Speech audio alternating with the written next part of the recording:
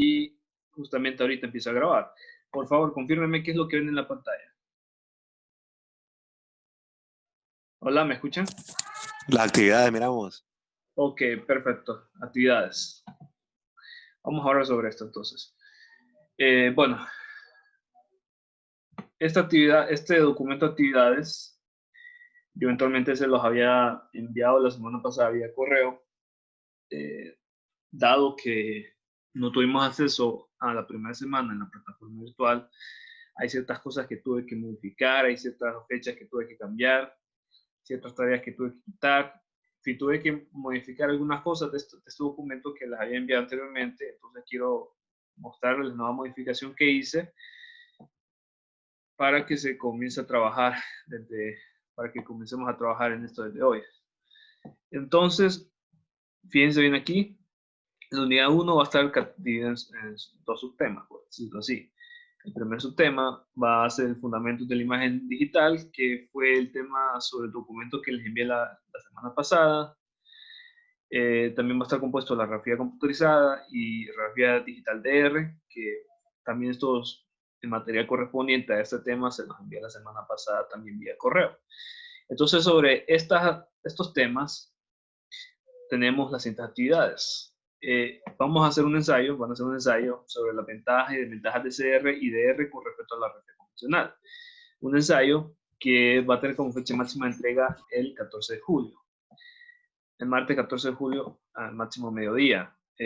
Voy a habilitar eventualmente un espacio en la plataforma para que puedan presentar esta tarea.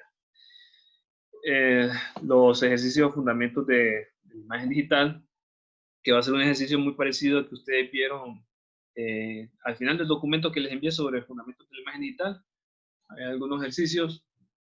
Voy a sacar un ejercicio parecido de esos ejercicios para que sea de tarea, y esto va a ser como fecha de entrega máxima el 14 de julio. Va a haber unas 5 preguntas que voy a dejar sobre CR, DR y fundamentos de imagen. Son preguntas que son algo abstractas en el sentido de que no es como, por ejemplo, que les pregunte qué es la resolución de contraste o qué es la resolución parcial, no, sino que son unas preguntas un poco más abstractas que requieren un poco de análisis, y estas preguntas son voy a sacar algunas de estas preguntas para el examen. Entonces, quiero que esto quede como tarea.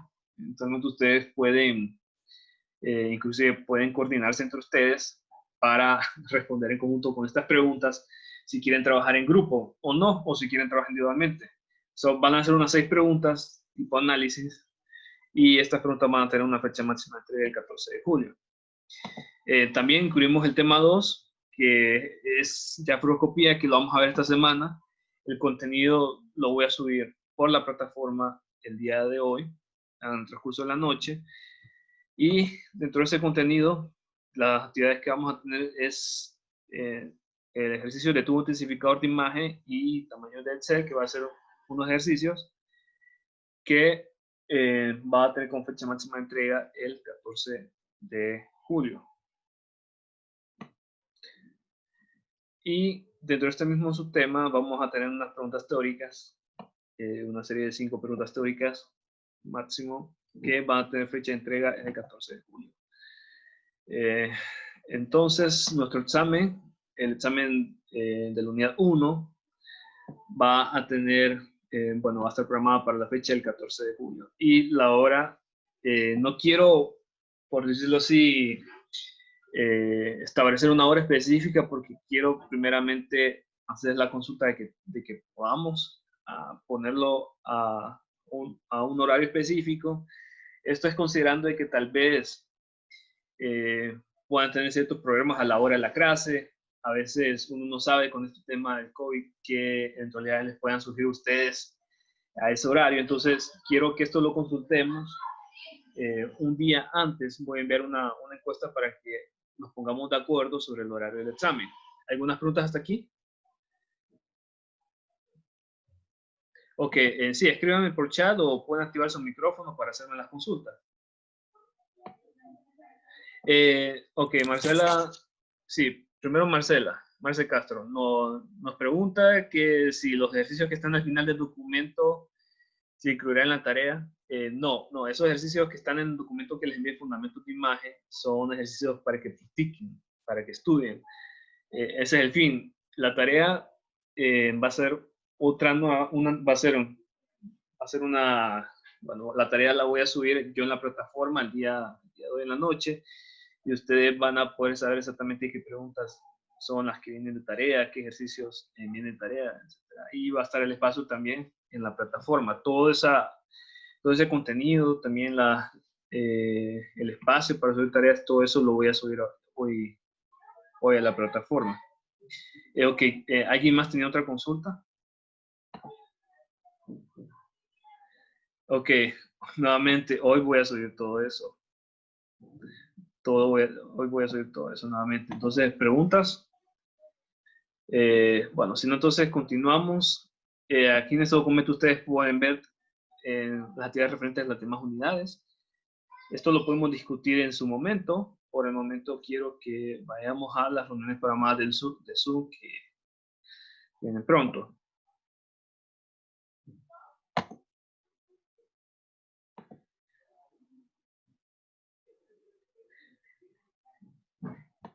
Ok, de las reuniones que tenemos programadas, bueno, primero tenemos ustedes pueden ver de que cambié las fechas. Inicialmente les había dicho los jueves, pero esto vamos a cambiarlo por un momento para esta y la siguiente reunión. Bueno, tenemos la reunión de hoy, que hoy vamos a hablar sobre el contenido de fundamentos de la imagen médica y radiografía computarizada.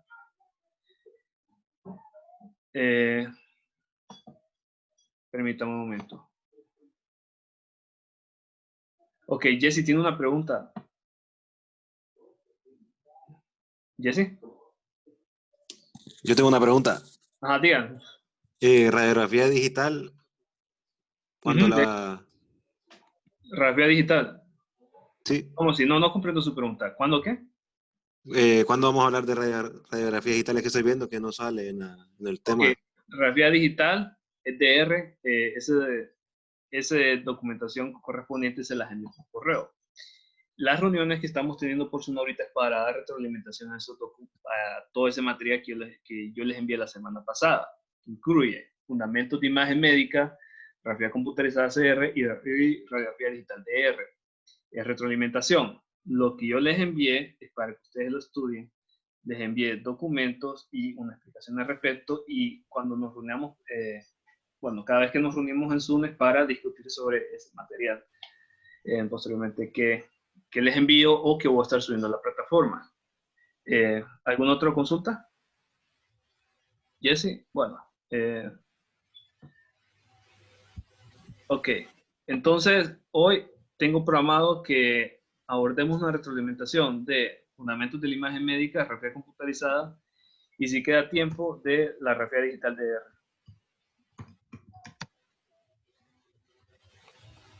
Solo que este tema de R no nos quedó tiempo hoy con los de la 1, sino que lo tuvimos que mover a la siguiente reunión, que va a ser el lunes. Bueno, la siguiente reunión que tenemos planeada va a ser el lunes 13 de julio, a los siguientes horarios de 1 a 3. En realidad, estas excepciones no quiero que sea por fuerza de que asistan a estos horarios. Ustedes pueden asistir al horario que más les puede convenir en ese día. Entonces, no quiero que se limiten a eso, de que si no pueden, por ejemplo, que si no pueden a las 4 por algún motivo, pueden asistir a la 1. Por eso es que envío ambos enlaces a los grupos. Y tenemos otras reuniones programadas, otra para el 16 de julio, otra para el 23 de julio. Eventualmente todo esto se les va a estar avisando con antelación.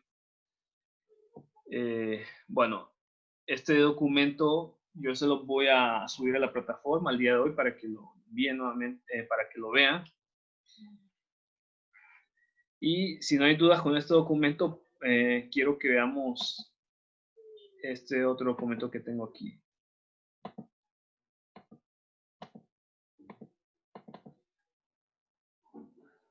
Ok, ¿todos logran ver este calendario?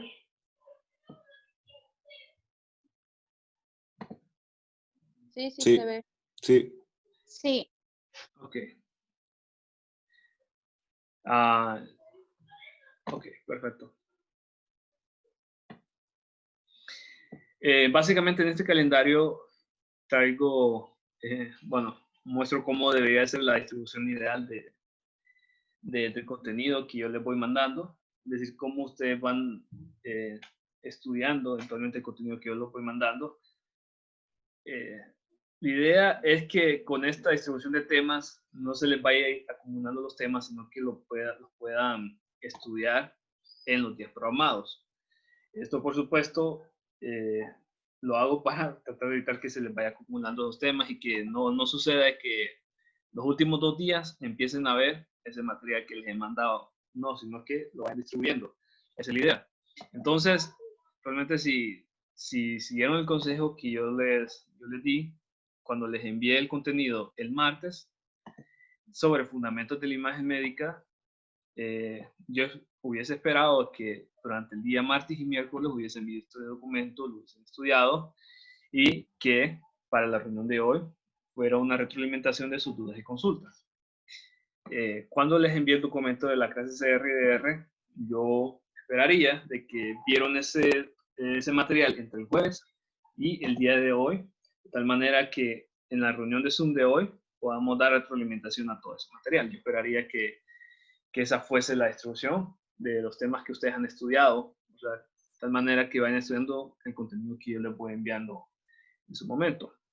Luego, para esta semana, a partir del martes, cuando el día de hoy suba el contenido de fluoroscopía, yo esperaría que ustedes estudien ese contenido de fluoroscopía entre martes y lunes de la siguiente semana, para que la siguiente reunión abordemos fluoroscopía y ya el martes tengamos el examen, el primer examen. El primer examen quedaría para el martes 14 de julio. Va a ser sobre CRDR y fluoroscopía, es decir, con el contenido. Y bueno, aquí me faltó, voy a crear aquí, pero ya saben, fundamentos de imagen médica.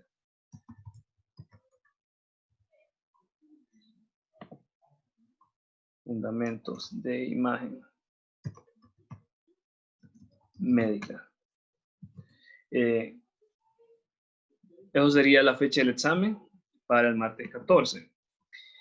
Fíjense bien que aquí están también los laboratorios. Aquí dice laboratorio de R, laboratorio de R, laboratorio de R, porque a partir de esta semana ya comenzamos con los laboratorios. La semana del 3 al 17 tendrían la semana de laboratorio de fluoroscopía y así ustedes pueden ir viendo las reuniones programadas. Entonces, los exámenes acumulativos, reuniones de Zoom, laboratorio, las clases específicas para ese momento. Note también de que tenemos un examen, bueno, tienen un examen de laboratorio programado para el 30 de julio. Estos exámenes de laboratorio los dividimos en 2. El primer examen va a ser de los laboratorios de CR, fluoroscopía y mamografía, que va a ser el jueves 30 de julio.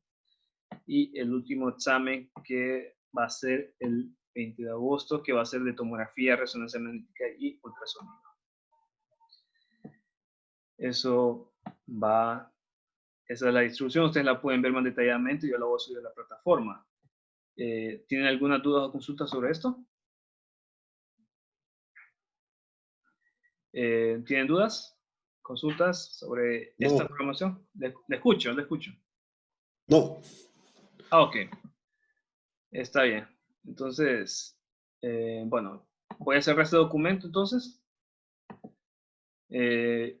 para abrir el documento de fundamentos de imagen, que es una de las partes que vamos a discutir hoy. Ok.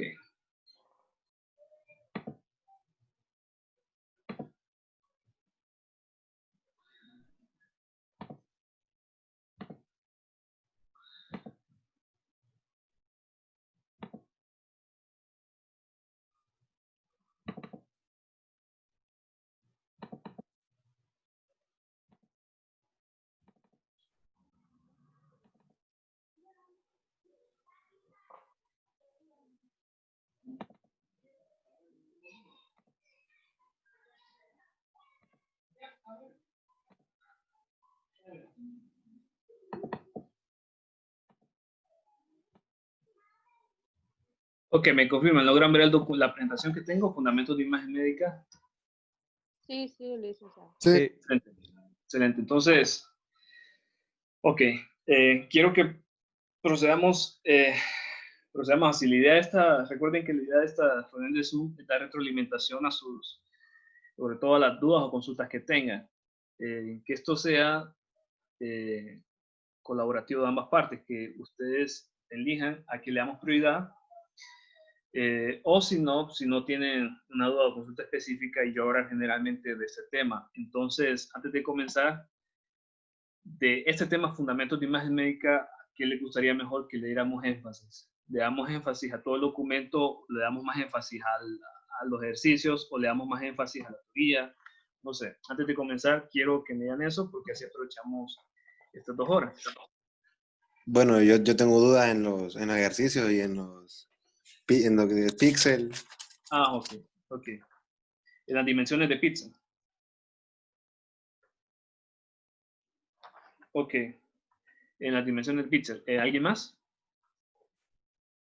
Yo tengo dudas también Ajá. en cuanto a lo del alto y ancho del píxel Ok. y en lo de las profundidades de las tonalidades. Ok, excelente. Sí, básicamente las mismas dudas que tenían los de la UNA, siempre en base a los ejercicios, ¿verdad? Creo que eso es lo que puede llegar a costar más, los ejercicios. Sí, traigo un ejercicio también de ejemplo, al final se los voy a mostrar, pero por mientras vamos a avanzar en esto. Entonces me dicen de que tienen dudas sobre esa parte de los ejercicios. Perfecto. Ok, bueno, primeramente ya sabemos, conocemos el concepto de píxel, que un píxel es un pequeño cuadro de color donde en conjunto, donde varios píxeles en conjunto forman la imagen, ¿verdad? Entonces un píxel es un cuadro de color que logramos notar cuando se le da zona a la imagen. Entonces aquí hay una imagen, aquí hay una ilustración más certera de un píxel. Un píxel es el pequeño cuadro y cada imagen está conformada por pequeños píxeles, así como un rompecabezas que está conformado por piezas de rompecabezas. Entonces, ese píxel es un cuadro de color. En una imagen médica, ese cuadro de color va a estar en tonalidades de gris, es decir, partiendo al blanco, al gris oscuro, al gris más, bueno, el blanco, del gris más claro, el gris más oscuro y al color negro. La resolución espacial va a depender de ese tamaño de píxel. Si la imagen está conformada por un mayor número de píxeles, la imagen se va a definir mejor. Bueno, son conceptos, ¿verdad? Vamos a pasar un poco más alto sobre estos conceptos porque le vamos a dar más énfasis a los ejercicios. Y quiero que empecemos aquí entonces. El tamaño de píxel. Entonces, para calcular el tamaño de píxel, tenemos que considerar primero lo siguiente. Voy a poner un cuadro de texto aquí. Consideraciones al calcular el tamaño de píxel.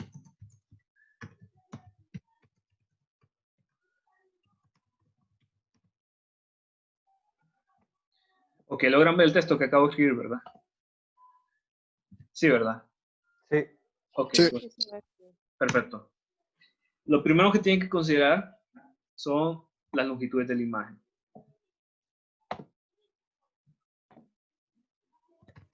Longitudes de la imagen. Estamos hablando del ancho, del alto y ancho del píxel. Esas son las consideraciones que tienen que abordar cuando se les pide calcular el tamaño del píxel. Primero, vean cuánto es el alto el ancho de la imagen, había dicho, ¿verdad? Me adelanté, de la imagen. El alto y ancho de la imagen. Eso es lo primero que tienen que ver. Aquí en este ejemplo les da que el alto de la imagen es 10 centímetros y el ancho de 10 centímetros. Lo siguiente que tienen que considerar es el número de píxeles. El número de píxeles a lo alto y a lo ancho. ¿Cómo lo sabemos? Bueno, lo vamos a calcular contando cuántos píxeles hay a lo alto y a lo largo. En este ejemplo veamos a ver cuántos píxeles hay a lo alto. Hay 1, 2, 3, 4, 5, 6, 7, 8, 9, 10, 11, 12. 12 píxeles a lo alto. Veamos aquí cuántos píxeles hay a lo ancho. 1, 2, 3, 4, 5, 6, 7, 8, 9, 10, 11, 12. Entonces, observen bien, así es como sabemos cuántos píxeles hay a lo alto y a lo ancho. Lo siguiente, una vez ya sabiendo cuántos son las longitudes de la imagen y cuántos píxeles hay a lo alto y a lo ancho, vamos a aplicar la fórmula.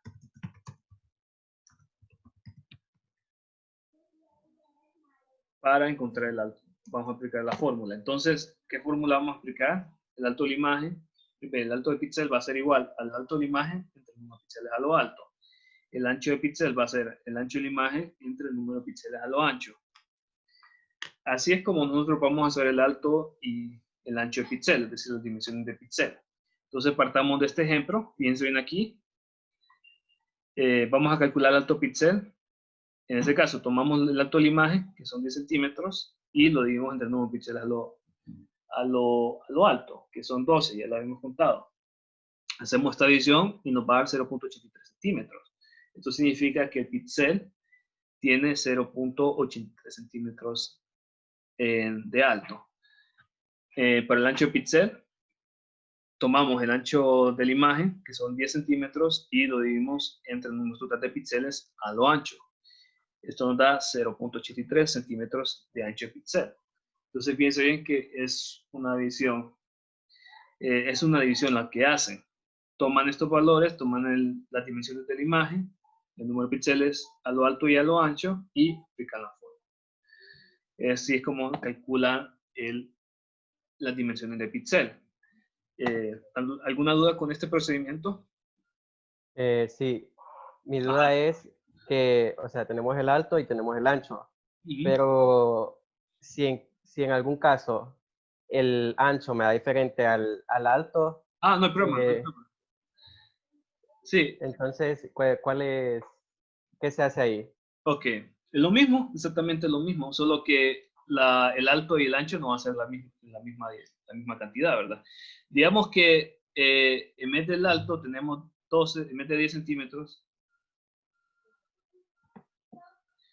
digamos que en vez de 10 centímetros tengamos 12 centímetros. Y bueno, y digamos que el ancho siempre sea 10 centímetros. Entonces, ¿qué pasaría si ahora nuestro alto sea 12 centímetros y nuestro ancho siempre 10 centímetros? ¿Qué es lo que hacen? Nuevamente, hace el mismo procedimiento, solo que aquí lo voy a hacer. Fíjense bien ahora, el alto, alto de píxel. Va a ser igual al alto de la imagen. ¿Cuánto dijimos que iba a ser ahora? 12 centímetros. Enter. Cuentan los números de píxeles. Cuéntenos. Bueno, en este caso hay 12. Vamos a cambiar eso. 12 píxeles. Esto les va a dar 1 centímetro, ¿verdad? Sí. Hacen lo mismo, exactamente lo mismo, solo que obviamente en este caso el alto y el ancho de píxel no les va a dar lo mismo porque el alto es diferente al ancho de la imagen. Vamos a ver el ancho de la imagen. Perdón, el ancho de píxel. Vamos a calcularlo ahorita. Toman el ancho de la imagen, 10 centímetros, entre el número de píxeles, que hemos dicho que eran 12. Y hacen la operación. ¿Cuánto les da 10 entre 12? Si alguien tiene una calculadora a mano que nos ayude, o en el celular. Vamos a ver, 10 entre 12. 0.83 centímetros. Observen bien de que solo tomen esas reglas básicas, no importa qué cantidad les aparezca de alto o de ancho de la imagen, o no importa si el número de píxeles a lo ancho no es el mismo número de píxeles a lo alto. Digamos que en vez de 12 píxeles a lo alto hubiese sido que, por ejemplo, 15 píxeles. ¿Qué es lo que hacen ahora? Solo cambian el valor, 15 píxeles, y hacen la operación. Realmente solo tomen en cuenta esos datos, pues tomen en cuenta estos pasos a seguir y hagan eso para cualquier ejercicio presente. ¿Alguna otra duda con esto? Sí, Licenciado, Ah, en el último ejercicio de la guía que dijo que es para de estudio, ujú. casi es lo mismo lo que tenemos que hacer en la tablita del matriz. Es casi lo mismo. ¿Cómo así? ¿Puede ser más específico? A contar los cuadritos también para Ajá, saber cuántos píxeles hay. exactamente lo mismo. Y si quiere, vemos eso al final. Podemos hacer ese ejercicio si quiere al final. Si les Ah, parece. está bien. Ok, Sí, está bien. entonces, perfecto. ¿Dudas con cómo calcular los píxeles? sí, es que mi duda no es cómo calcularlo, sino que al final tenemos el alto del píxel y el ancho del píxel. Ajá. Pero, o sea, ¿cuál tomamos para saber cuál es el mínimo tamaño específico que vamos a Ah, poder ver en la imagen? ok. Porque si Bueno, tenemos un alto distinto y un ancho distinto, entonces, ¿cuál escogemos para saber cuánto es el valor mínimo? muy bien. Muy buena pregunta. Voy a aclarar una cosa. Y realmente no quiero ser tan capcioso eh, porque cuando se está dando diferentes longitudes a lo alto y a lo ancho, obviamente usted no puede decir, ok, el mínimo tamaño va a ser esta distancia. Deme un momento, por favor. Permítame un momento, un par de segundos.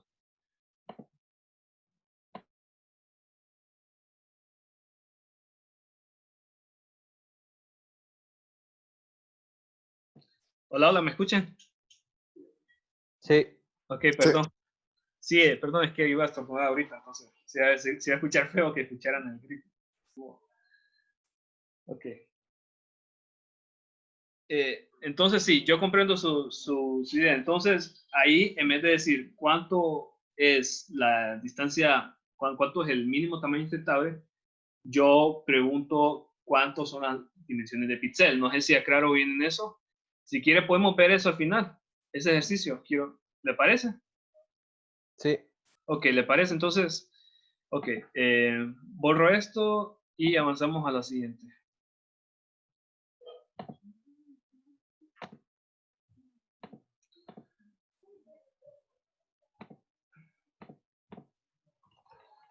Ok, ahora la escala de grises. Bueno, una imagen médica, como como ustedes ven aquí, es un conjunto de escalas de grises, ¿verdad? Algunas regiones van a estar oscuras, otras regiones van a estar gris oscura, otras regiones van a estar en gris tonalidad clara, otras regiones van a estar en blanco. Entonces, a eso le llamamos escala de grises. Una escala que comprende desde el blanco al gris y termina en negro. Por eso es que se le llama así escala de grises. Y fíjense bien de que esa escala de grises, cada color corresponde a un número. El buchón lo que nos dice es que, ok, el 1 va a corresponder a la tonalidad blanco, al blanco puro. A medida que avance de número, el número 10 va a corresponder ya a una tonalidad gris, gris clara, el número 100 va a corresponder ya a una tonalidad, un gris intermedio, el número 1000 va a corresponder a una tonalidad gris ya oscuro, el número 1000 ya va a corresponder a una tonalidad ya negra. Entonces, el buchón lo corresponde así. Esto, ok, sí, a veces, ok, me dicen de que a veces se escucha bajo y a veces se escucha fuerte. Son problemas de sonido a veces que ocurren con esto. Sí, hay problemas de sonido a veces que no se pueden evitar por la misma red. Pero bueno, como les decía, esto no es así como una ley general, sino que va a depender del autor, y cómo lo exprese va a depender de la modalidad de imagen que se estudie. En tomografía esta asignación de números es diferente. En tomografía, por ejemplo, asignan números negativos para el color oscuro, asignan números cercanos a 0 para ya tonalidades grises y asignan números cercanos a 900 para tonalidades blancas. Entonces, esta asignación de números de la escala de grises no es una ley, también va a depender del tipo de software que le dé la imagen. Pero yo utilizo esta escala, esta correspondencia así por cómo la utiliza el autor del Buchón, que es el principal libro que trabajamos. Entonces, bueno, voy a omitir este paso aquí, un poco aquí, y me voy directamente a la tonalidad de grises. Entonces, para saber exactamente cuántas tonalidades de grises se observan en la imagen, nosotros recurrimos a esta ecuación aquí, donde la tonalidad de gris observada va a ser igual a 2 elevado a la profundidad de píxel. ¿Qué es esto de profundidad de píxel? Por decirlo así, es la cantidad de información que guarda píxel para poder representar un color en la escala de grises. Si la profundidad de píxel es alta, mejor dicho, mientras mayor sea la profundidad de píxel, esto significa que el píxel va a almacenar mucho más información y va a poder representar una mayor cantidad de tonalidades de grises. Entonces, tomemos esta ecuación y veamos cuántos colores, cuántos tonalidades de grises se observan en la imagen. Por ejemplo, si el píxel tuviese una profundidad de 2 bits. Entonces, hagamos ese cálculo. 2 elevado a la 2. 2 y elevado a la 2 por 2 bits, por la profundidad de píxel que estamos tomando en este ejemplo. Entonces, vamos a tener 4 tonalidades de grises. Entonces, observemos en esta imagen que lo que observamos son 4 tonalidades de grises literalmente. El color negro, el color blanco, un gris oscuro y un gris claro. Eso es lo que se va a observar en la imagen. Observemos bien que si la profundidad de píxel es más alta, por ejemplo en 3 bits, ahora lo que se van a observar 2 elevado a la 3. ¿Qué se van a observar? ¿Cuánto es 2 elevado a la 3? 8, ¿verdad? Lo que van a observar son 8 tonalidades de grises. Y si tienen 6 bits, serían 2 elevado a la 6. ¿Cuánto les da? ¿Alguien que me confirme ese dato? 64. 64, eso les va a dar 64 bits. Entonces, fíjense bien de que esa profundidad de píxel nos marca cuántas tonalidades de grises se ven en la imagen. Entonces, mientras más tonalidades de grises se vean en la imagen, mejor resolución de contraste es lo que va a tener. Y eso es prácticamente el concepto de resolución de contraste, que es el grado de escala de grises observada en la imagen. Si una imagen tiene buena resolución de contraste, esto lo que va a significar es que la imagen va a detallar mejor los diferentes tejidos en la estructura anatómica, y esto va a hacer de que se logren detectar mejor las patologías, se logren detectar mejor la estructura anatómica. Por eso es que este concepto de profundidad de píxel es muy importante para saber las tonalidades de grises y a la vez relacionarlo con la resolución de contraste de la imagen. ¿Preguntas hasta aquí? Okay. ¿Preguntas? No. Ok. Digamos, Sí, le escucho. En tomografía y resonancia magnética tienen las mismas profundidades de bits, pero salen con diferentes tonalidades de grises. Ah, ok. Fíjense que esto es un error del autor, porque ustedes hacen el cálculo, eleven 2 a la 14, ¿cuánto le da? Perdón, 2 a la 12, ¿cuánto le da? 2 a la 12, ¿alguien que me confirme ese dato? 2 a la 12, vamos a hacerlo aquí. 4096. 4096, ¿verdad? Pero fíjense que aquí que en resonancia aparece 2 a la 12 y aparece una diferente cantidad de grises. Esto es un error del autor que no puso en este valor. Sí, en efecto, en resonancia magnética se ve más tonalidades de grises que en tomografía. Esto lo vamos a ver en su momento, porque la resonancia magnética da una mejor calidad de imagen que la de tomografía, pero eso lo vamos a ver en su momento. Pero sí, eso es buena observación la que hizo. Esto es un error del autor, fíjense, y eso lo van a encontrar en el libro. No tomamos este capítulo, pero sí tomo la imagen directamente del libro. Bueno, factores que dependen de la resolución de contraste, el ruido, por el asunto de que el ruido daña el contraste en la imagen. El MAS también depende de la resolución de contraste. Si el MAS es muy bajo, la imagen va a tener bajo contraste. El rango dinámico también me refiero yo a la capacidad de los detectores a registrar variaciones de intensidades de los rayos X. Bueno, ese concepto de rango dinámico, si ustedes lo habrán visto en el documento que les envié, básicamente lo que nos dice es las tonalidades de gris observadas en la imagen. Eso es lo que nos dice Eso prácticamente lo clasifica el concepto de rango intervalo dinámico. Las tonalidades de grises observadas en la imagen. Pero, ¿por qué un sistema de imagen tiene alto rango dinámico? Es decir, que se logran observar bastantes escalas de grises. Tiene que ver por los detectores que se utilizan para detectar los rayos X que vienen del paciente. Si esos detectores son muy sensibles a la aparición de intensidad de los rayos X, producto de que atravesaron tejidos que son, hablando que las densidades son muy similares, entonces esta sensibilidad en el registro de la intensidad de los rayos X va a permitir un alto rango dinámico de la imagen, o dicho de otras palabras más simples, va a permitir una mayor escala de grises en la imagen, producto de estos detectores. Vamos ahora con el concepto de ruido, y ahora quiero hacerles la pregunta: ¿qué entendieron ustedes por ruido pero aplicado a la imagen digital? Vamos a ver si alguien me ayuda a responder esa pregunta. ¿Algún voluntario? ¿Voluntarios? ¿Qué entienden ustedes por ruido aplicado a una imagen digital?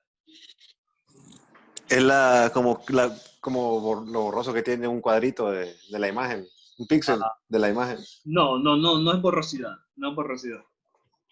Es como, Distorsión. perdón, es como Sí. un picoteo que se ve al fondo de la imagen. Ok, ese picoteo sí es bueno, ese picoteo es ruido, pero piense bien que en la imagen digital, ese concepto de ruido se extiende más a solo el picoteo, sino que va más allá de eso. Vamos a ver, alguien me dijo distorsión. ¿Distorsión de qué? De las tonalidades de la escala, de los grises. Sí, está bastante relacionado con eso. Y fíjense bien de que el ruido, bueno, fíjense bien que el ruido en la imagen digital, les voy a dar aquí un ejemplo, que es precisamente es el concepto de ruido aplicado en la imagen digital. Ustedes, esta imagen que ven aquí, es una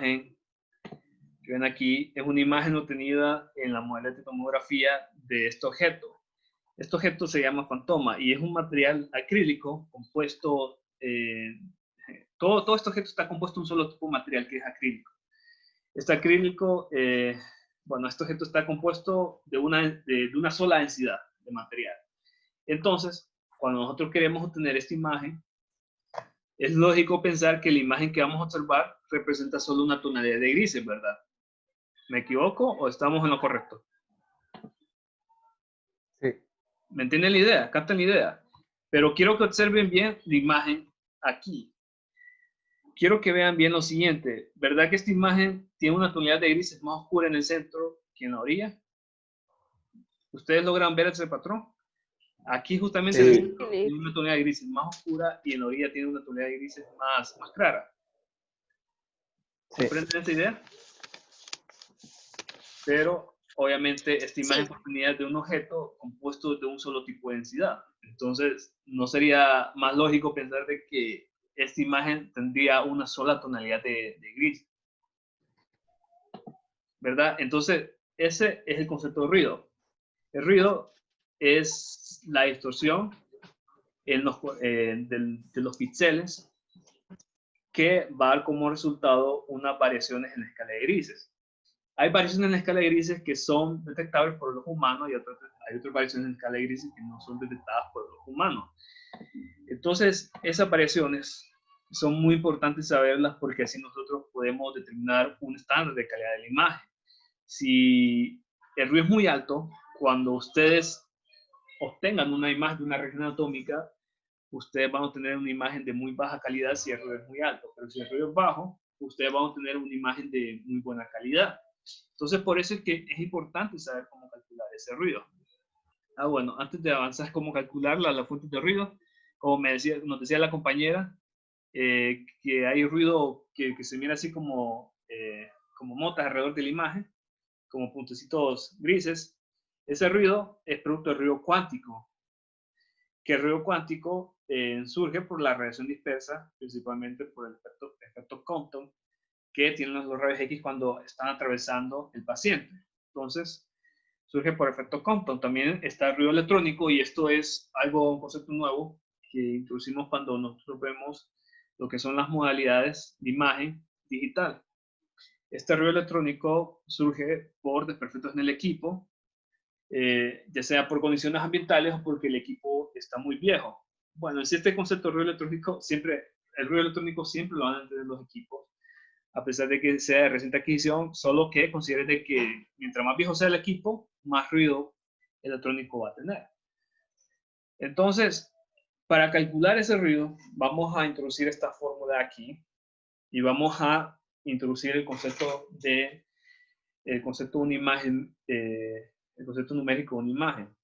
Entonces, una imagen médica puede representarse como una matriz de datos, donde cada uno de estos cuadritos representa un píxel. Cada uno de los cuadros representa un píxel de la imagen, y el número asignado representa un valor en la escala de grises. Esto valga la redundancia decir de que es una representación para dar ejemplo. Esta imagen, el número de píxeles que tiene no se podría representar obviamente mediante esta matriz de imagen, sino que es un ejemplo para que captemos nosotros la idea de ese concepto numérico de imagen médica. Entonces, fíjense bien de que el ruido lo calculamos a través de esta fórmula. ¿Cómo se calcula? Vamos a dar un ejemplo aquí con esta matriz. Tenemos una matriz conformada por 6 píxeles, observen, 6 cuadros, y cada uno de estos píxeles tiene un valor específico. Entonces, fíjense de que esos valores obviamente corresponden a una escala de grises. Entonces, lo que vamos a hacer primeramente, el primer paso que vamos a hacer para calcular el ruido va a ser calcular el promedio de esa imagen. ¿Cómo calculamos el promedio?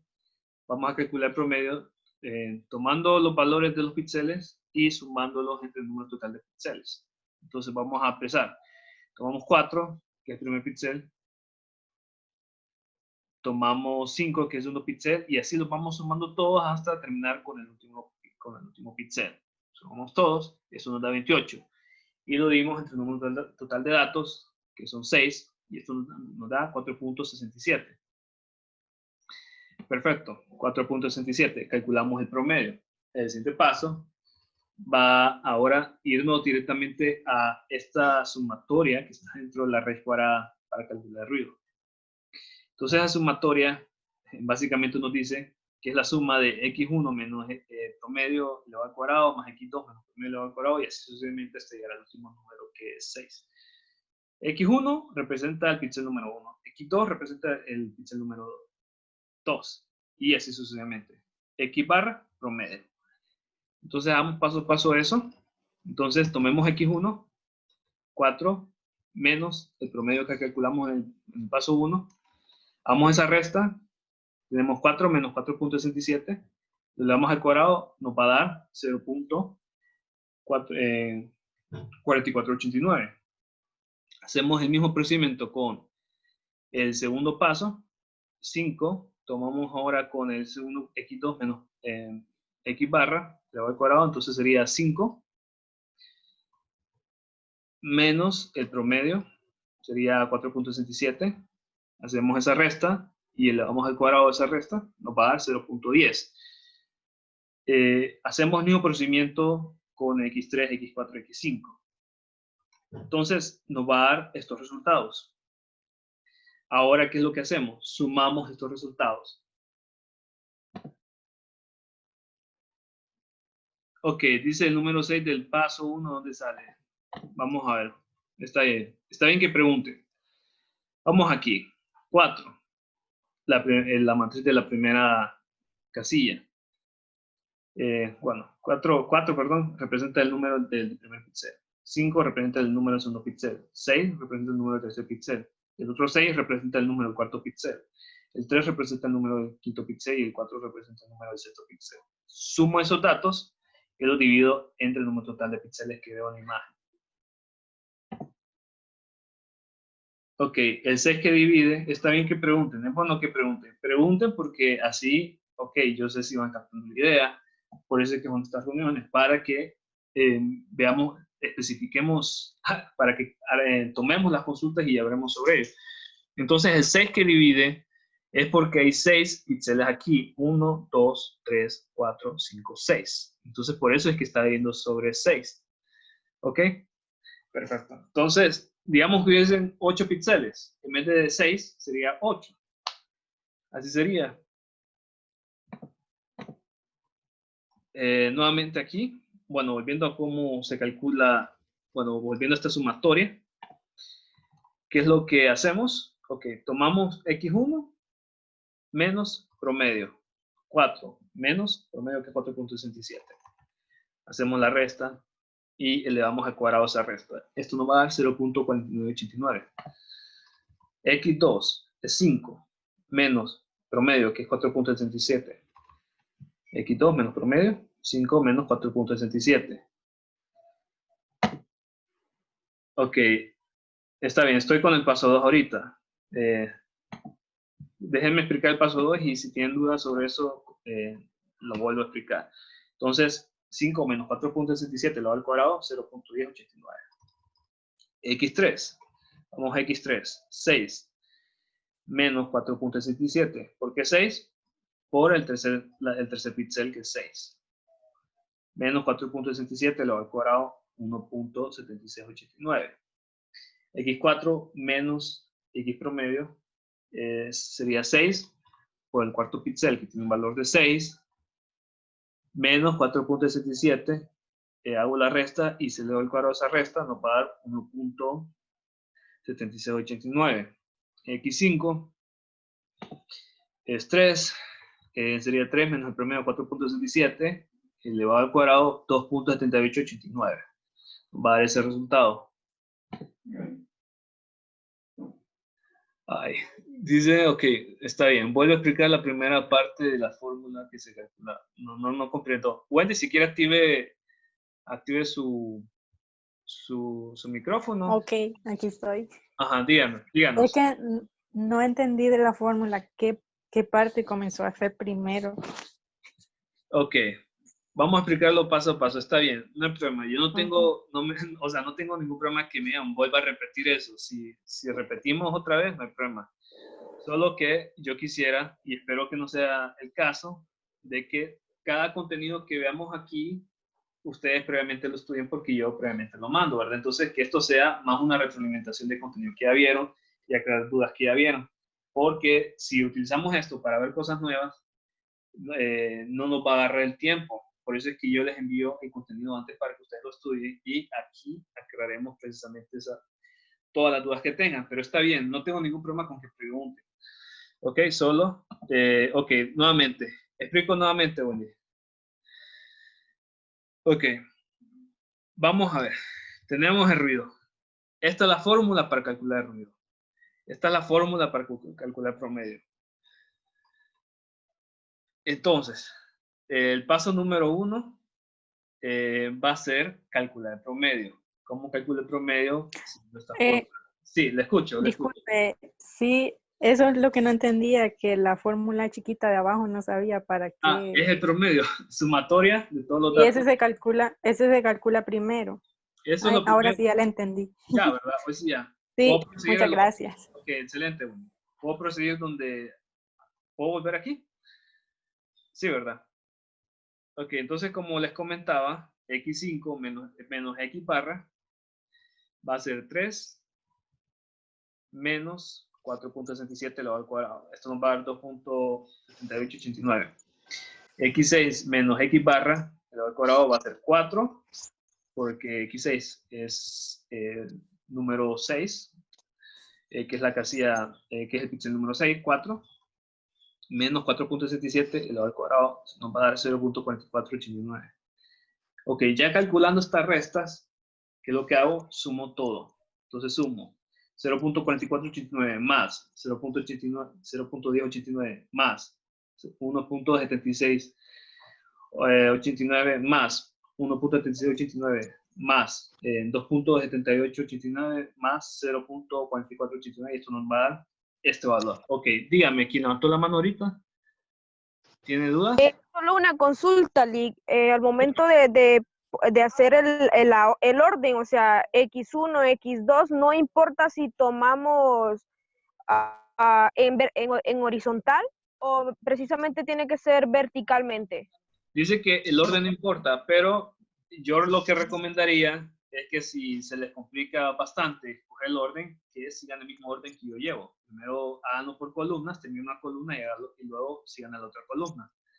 El orden en sí matemáticamente no importa, pero siempre manejo un orden porque con el orden hay menos confusión, ¿verdad? Entonces primero hago las columnas, aquí está la tercera, terminas la columna y ya el número 4 empieza cuando voy a la siguiente columna. Digamos que, sí, digamos que sean digamos que sean 2 columnas. Y cada columna está compuesto de 4 píxeles en vez de 3, como está aquí el ejemplo. Entonces, este sería X3, X1, este sería X2, X3, y aquí, digamos que haya otro píxel, aquí sería X4, y aquí sería ya X4. Me voy a entender, ¿verdad? Sí, perfecto, Lick, gracias. Excelente, excelente. Entonces, ok. Esa sumatoria, volviendo a la sumatoria, el resultado de la sumatoria, tomo resultados de la sumatoria.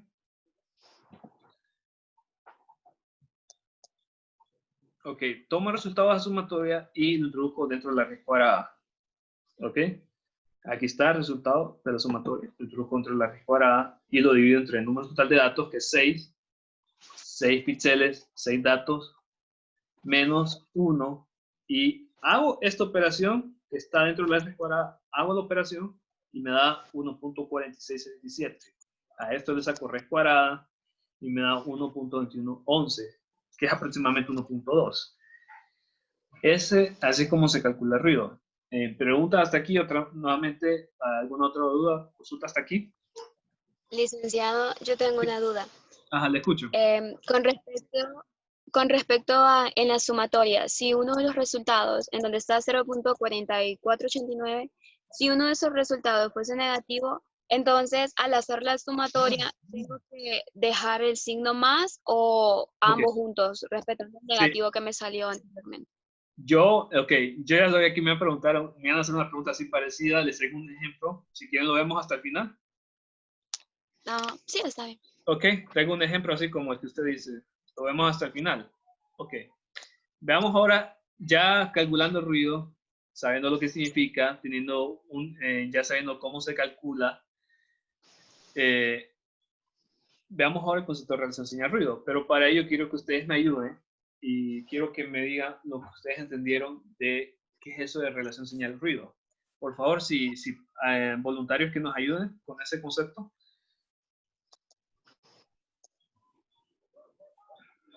Ok, voluntarios, que nos comente qué es lo que entendió por relación señal-ruido.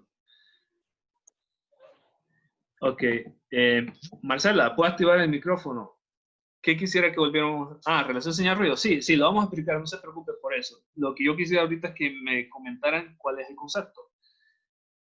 Siempre quiero que discutamos conceptos aprendidos. Conceptos sí, podemos discutir eso. Obviamente, vamos a volver a ver la parte matemática. Pero quisiera que me dijeran la parte conceptual de relación señal-ruido, ¿qué es lo que ustedes captaron? ¿Qué es lo que ustedes entienden por esa idea? ¿Algún voluntario? Que la señal es la que emiten los rayos X que atravesaron al paciente y el ruido es el que aporta el equipo. Exactamente. Entonces fíjense bien que son 2 factores. Lo que la computadora agarra es la señal, es decir, información de los rayos X y el ruido electrónico del equipo, que está por defecto. O sea, no importa si el equipo es nuevo, está en buen estado, siempre va a haber cierta cantidad de ruido electrónico. Entonces esa cantidad de ruido electrónico a mí me daña la imagen. Entonces yo lo que quiero saber es qué tan fuerte es la señal producto de los rayos X que atraviesa el paciente con respecto al ruido electrónico. ¿Por qué? Porque si la señal es muy baja y el ruido electrónico es muy alto, la imagen médica que se va a obtener de eso va a ser de muy baja calidad.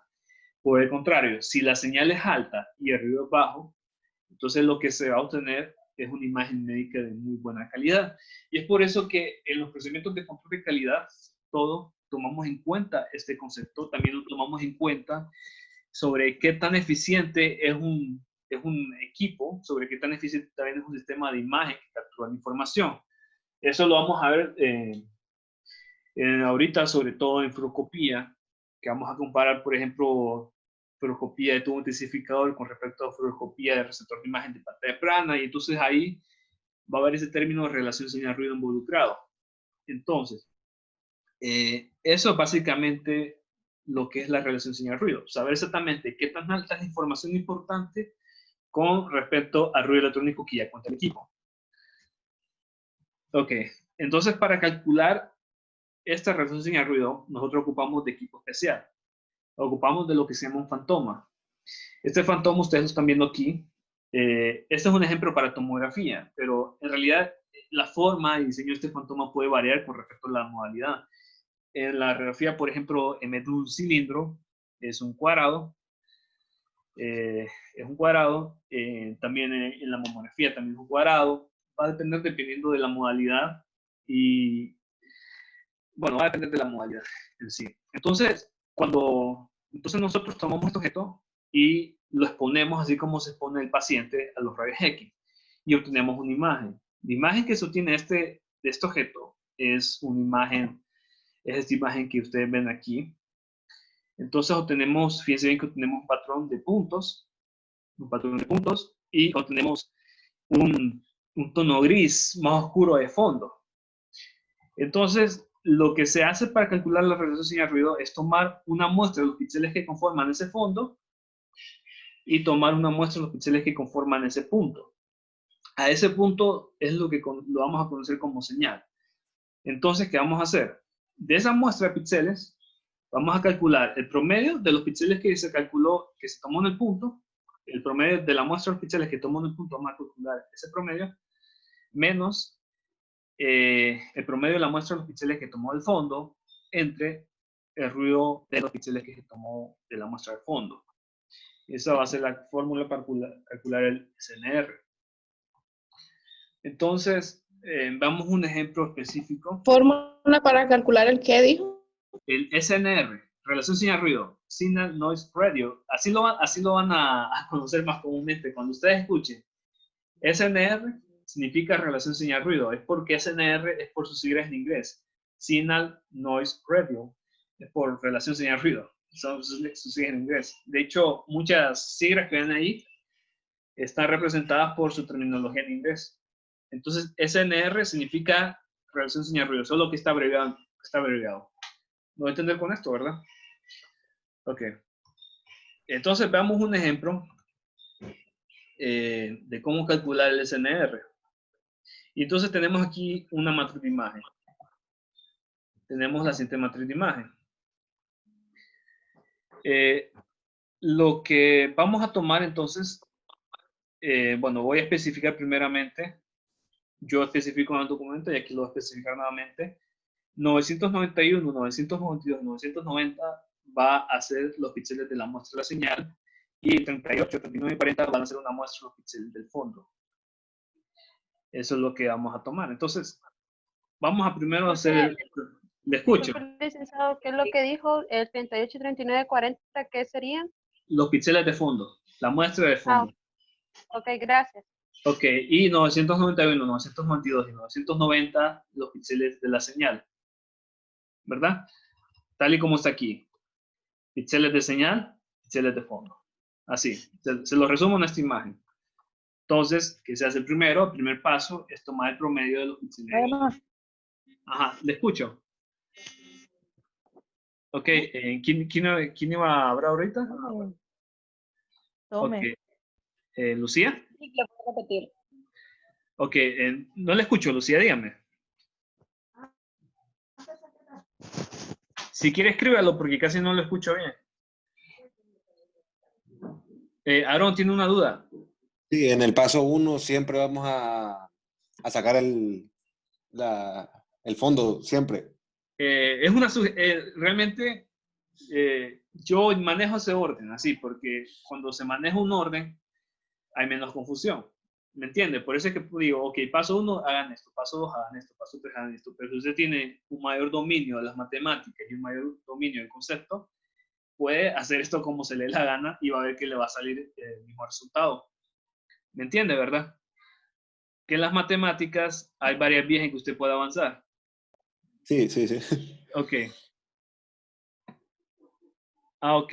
Me piden volver a explicar relación señal-ruido. Perfecto. Licenciado, antes de que explique nuevamente, tenía una duda con respecto a los de la columna izquierda, siempre será señal, y los de la columna derecha será fondo. Es un ejemplo, yo siempre especifico. Siempre lo especifico. Digo, ok, a veces puedo decir, todos los números negativos van a ser fondo. Todos los números cercanos a 900 van a ser señal. Siempre lo especifico. ¿Me entiende, verdad? Siempre digo, Sí, ok, estos píxeles van a ser señal y estos píxeles van a ser fondo. Ok, voy a repetir el concepto de relación señal-ruido. Ok, nuevamente. Lo voy a explicar. Ok, el equipo, la computadora, lo que capta del sistema de imagen del detector son dos cosas. Lo primero es la información de los rayos X que atravesan el paciente, que es la información con la cual se va a formar la imagen. Y lo segundo es ruido electrónico. Este ruido electrónico está por defecto, no se puede evitar. Este ruido electrónico, como hemos visto anteriormente, se forma primeramente por condiciones ambientales, tales como humedad, temperatura.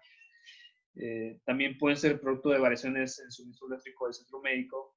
Y también se forma por defectos en la formación, defectos de fábrica en el equipo, también por los años de uso del equipo, pero siempre va a haber en cierto grado, mayor o menor medida, aunque el equipo sea nuevo. Entonces, ese ruido electrónico siempre va a existir.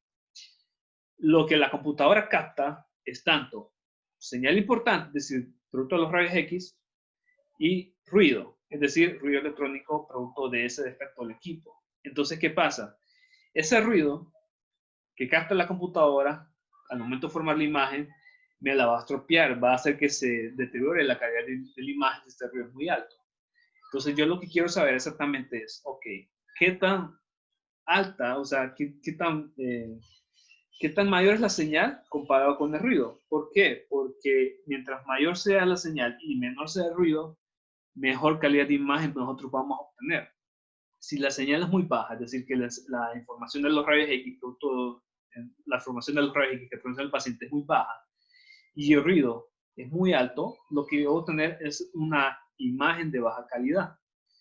Entonces, saber la relación señal-ruido me ayuda a mí a comprender de qué calidad estoy teniendo yo la imagen. Si la estoy teniendo de buena calidad o la estoy teniendo de mala calidad. ¿Ya me voy a entender con este concepto? ¿Ok? ¿Está claro? ¿O quieren que lo explique nuevamente de otra manera? ¿Hola, hola? Está claro para mí. Ok, está bien. Está claro, ¿verdad? Perfecto. Ahora, volviendo donde nos habíamos quedado, el primer paso para calcularlo es tomando los píxeles de fondo y sacando el promedio. Entonces, yo especifico aquí, fondo, estos tres valores, 38, 39, 40. Yo lo especifico. Señal, 991, 992, 990. Entonces, fondo, sumo para calcular el promedio. 38 más 39 más 40. 38 más 39 más 40. Divido entre 3 porque son tres datos los que conforman el fondo. Si ustedes vieran más datos, por ejemplo, digamos que fueran 5 píxeles los que conformaran el fondo, sería entre 5. Ese 3 es producto de que lo estoy dividiendo entre 3 píxeles. Si fuera una suma de 5 píxeles, en vez de 3 aparecería 5. Eso es el promedio. Ok. Ok, está bien, Marcela. Vamos a explicar nuevamente. Primera columna, en este caso va a ser señal, 991, 992, 990 va a ser señal, tal y como está este ejemplo. Recuerden, la manera en que se calcula el SNR es tomando una... ok, ya está claro. Ok, está bien, está claro. Está claro, nuevamente. 991, 992, 990, señal. 38, 39 y 40, fondo. este ejemplo es específico, yo especifico aquí. Entonces 38 más 39 más 43 más el promedio del fondo. En este caso es 39. Luego, ya calculado el promedio del fondo, voy a calcular el ruido del fondo. Entonces, hago un proceso similar al que hice anteriormente en el ejemplo del ruido y empiezo a tomar primeramente el valor del fondo aquí, el valor del promedio del fondo. Hago los cálculos. Entonces, x1 menos promedio de fondo elevado al cuadrado. Observen que x1 va a ser 38 porque es el primer valor de fondo. Entonces 38 menos 39 elevado al cuadrado, esto me va a dar 1. Luego voy al siguiente valor para calcular el ruido del fondo. 39 sería x2, 39 menos 39 elevado al cuadrado sería 0. Luego ahora tengo x3, sería 40. Y sería menos 39, que es el promedio que yo calculé anteriormente. Sería 40 menos 39 elevado al cuadrado más 1. Está bien. Me da entonces estos datos y yo sumo esos datos. 1 más 0 más 1, esto me va a dar 2. Tomo ese 2 y lo meto dentro de la raíz cuadrada. Sería 2 entre número total de píxeles, que es 3. Estamos hablando obviamente del fondo. Piensen bien aquí, no quiero que se confunda. Estamos hablando del fondo. Como solo estamos hablando del fondo, solo toma el número de píxeles del fondo. Si el ruido fuera de toda la imagen, entonces tomarían todos los datos que hay en la imagen, que son 6. Pero aquí solo estamos hablando del fondo porque estamos calculando el ruido del fondo. Entonces serían 3. 3 menos 1. Entonces hacen esta operación 3. Hacen esta operación 2 entre 3 menos 1 y esto les va a dar 1. La raíz cuadrada de 1, 1, ¿verdad? Y ese es el ruido del fondo. Vamos ahora con el paso 3. Calculemos el promedio de la señal. Fíjense bien, aquí quiero aclarar una cosa. Fíjense bien que cometí un error de typeo, que hasta ahorita me fijo, un error de dedo. En vez de decir X barra BG, tendría que haber puesto XS. Por favor, no se confunda. Es XS, no es XBG. Aquí cometí un error de dedo. Entonces, sería el promedio de la señal, tomando los píxeles de la señal. Observen nuevamente. Píxeles de la señal, 991, 992, 990. Entonces tomo 991 más 992 más 990 entre 3, me va a dar 991. Ese es el promedio de la señal. Ahora el paso 4 sería promedio de la señal menos, aplicando la fórmula de LCNR, promedio de la señal menos promedio del fondo entre ruido del fondo. Los datos que ya saqué que el promedio de la señal es 991 menos el promedio del fondo de 39 entre el ruido del fondo, que es 1, esto me va a dar 952. ¿Hasta aquí alguna duda? Yo tengo una duda. Sí, díganos.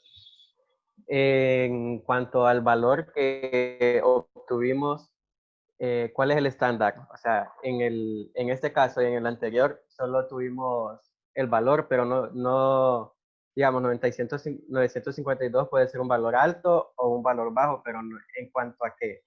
Okay. ¿Cuánto es un estándar? Ok, vamos a eso. Permítame, sí, es buena pregunta y es bueno que pregunte eso. Ya vamos a eso. Ok. Antes de responder a esa pregunta, quiero que nuevamente recalquemos la importancia del SNR. Si el SNR es alto, eso significa que la imagen va a tener buena calidad en el sistema. La imagen va a tener buena calidad. Si el SNR es bajo, la imagen va a tener mala calidad. ¿Qué pasa cuando el SNR es bajo y la imagen es mala calidad? Yo puedo aumentar la calidad de la imagen aumentando el MAS. ¿Por qué? Porque los MAS, un aumento de MAS significa un aumento de rayos X que representan el paciente. Entonces, como estoy aumentando el número de rayos X que representan el paciente, estoy aumentando la información importante, es decir, la señal. Entonces, aumento la señal, estoy aumentando el SNR. Pero ¿qué pasa cuando yo aumento el MAS? Quiero ver si alguien me dice qué pasa, qué desventaja sucede cuando aumento el MS. Más radiación en el paciente. Es exacto, más radiación en el paciente. Sí, puede más grado de ennegrecimiento de la imagen, pero fíjense que eso se puede revertir en una imagen digital, por una cosa que vamos a ver luego. Pero en una imagen digital, en un sistema de imagen digital, mayor MS, lo que me afecta es mayor dosis en el paciente. En la radiografía convencional, ustedes veían que un aumento en MS ennegrece más la imagen, ¿verdad? Entonces, el problema es que eso no afecta tanto en una radiografía, en una imagen digital, ese aumento de MS, porque eso se puede revertir por el postprocesado que se va a cabo después. Pero el asunto es que cuando ustedes aumentan el MS, da más dosis al paciente. Por eso es que tienen que tener cuidado con ese aumento de MS para tener una mejor calidad de imagen. ¿Qué se puede hacer? Lo que se puede hacer para no aumentar dosis en el paciente es hacer una recalibración de los detectores o un cambio, reparación de los detectores, y esto hace de que, ok, tienen equipo más nuevo, obviamente el ruido de ese equipo nuevo va a ser menor. Entonces, por eso es lo que se puede hacer de esa importancia del del SNR. Entonces, aclarando la pregunta del compañero, voy a abordar aquí, hay un teorema que se llama el teorema de Rose. Dicen que se escucha el teorema y ustedes lo van a escuchar medio matemático, pero en realidad es como una regla callejera que tienen los físicos y los ingenieros biomédicos. Si el SNR es menor a 5, la imagen es de muy baja, la imagen es de muy mala calidad.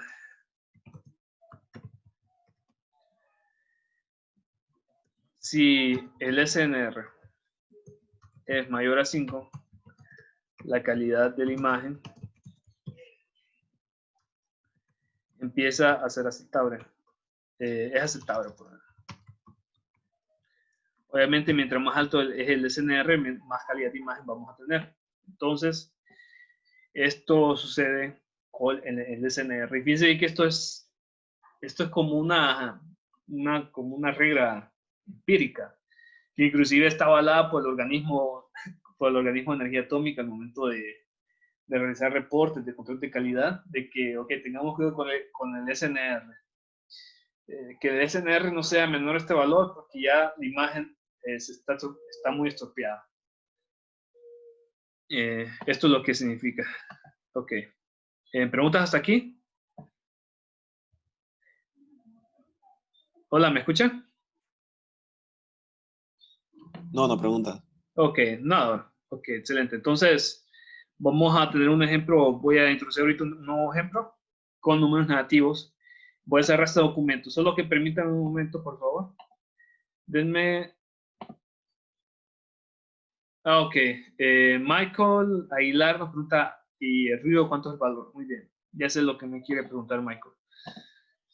Ok, vamos a ruido. Fíjense bien que este tema de ruido también también hay que tener en cuenta el valor. El problema es que con este valor de ruido no podemos dar un valor específico porque va a variar dependiendo de la modalidad. Voy a dar un ejemplo. Para tomografía, por ejemplo, si el ruido es menor a 2, entonces la calidad de imagen es aceptable.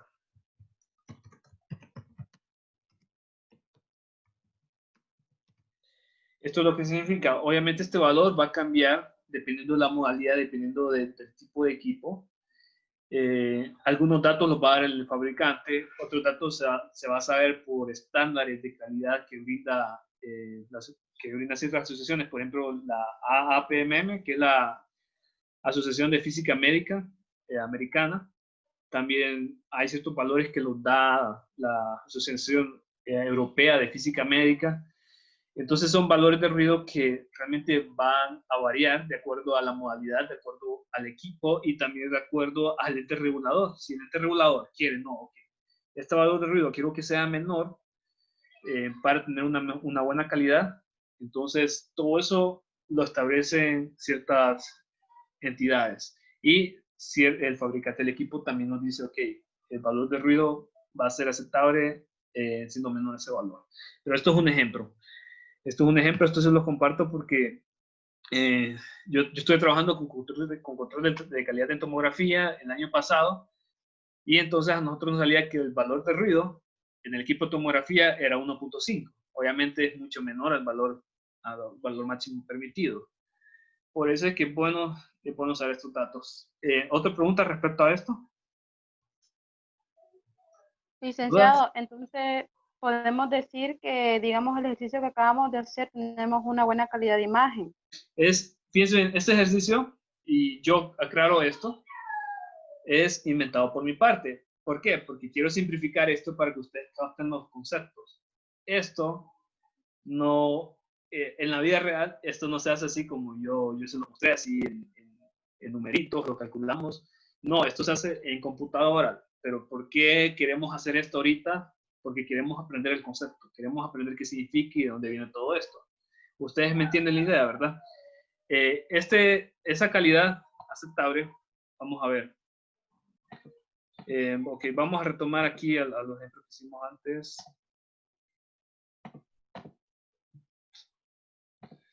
Ok, vamos a ver. El SNR que nos salió aquí es 952. Obviamente es muy alto. ¿Qué significa aquí? Que la calidad de imagen es muy alta, según el ejemplo. Vamos a ver el ruido que calculamos anteriormente. El ruido que calculamos aquí. Este ruido es muy bajo. Obviamente la calidad de imagen va a ser muy buena porque el ruido que calculamos es muy bajo. Eso es lo que quiero responder con su pregunta. ¿Alguna otra pregunta hasta aquí? ¿En dónde dijo que podíamos investigar sobre estos estándares de calidad? Ok, es que estos estándares de calidad son protocolos, son manuales que no es tan fácil como buscarlos en Google. Son aspectos que salen en los protocolos, en los manuales. Ustedes van a dar más detalle de esto en su clase de control de calidad, cuando ustedes vean control de calidad en tomografía, control de calidad en fluoroscopía, control de calidad en CR, todo eso lo van a ver en su momento. ¿Cuáles son esos valores aceptables? Yo, por ejemplo, ese valor de 2 lo sé porque ese valor de 2 me dice un protocolo de control de calidad en tomografía que es brindado por la Asociación Americana de Física Médica, que el valor de ruido en el equipo de tomografía no tiene que ser mayor a 2. Eso lo sé porque yo ya hice ese trabajo. Por supuesto, en el momento de que ustedes vean ciertas modalidades específicas, van a haber variaciones en ese valor de ruido. ¿Alguna otra pregunta? ¿Otra pregunta? No. Ok. Entonces, ahorita, ya se nos está acabando el tiempo. Ok. Vamos a ver. Ahorita les traigo otro ejemplo. Déjenme un momento, voy a cerrar este archivo y voy a abrir otro ahorita.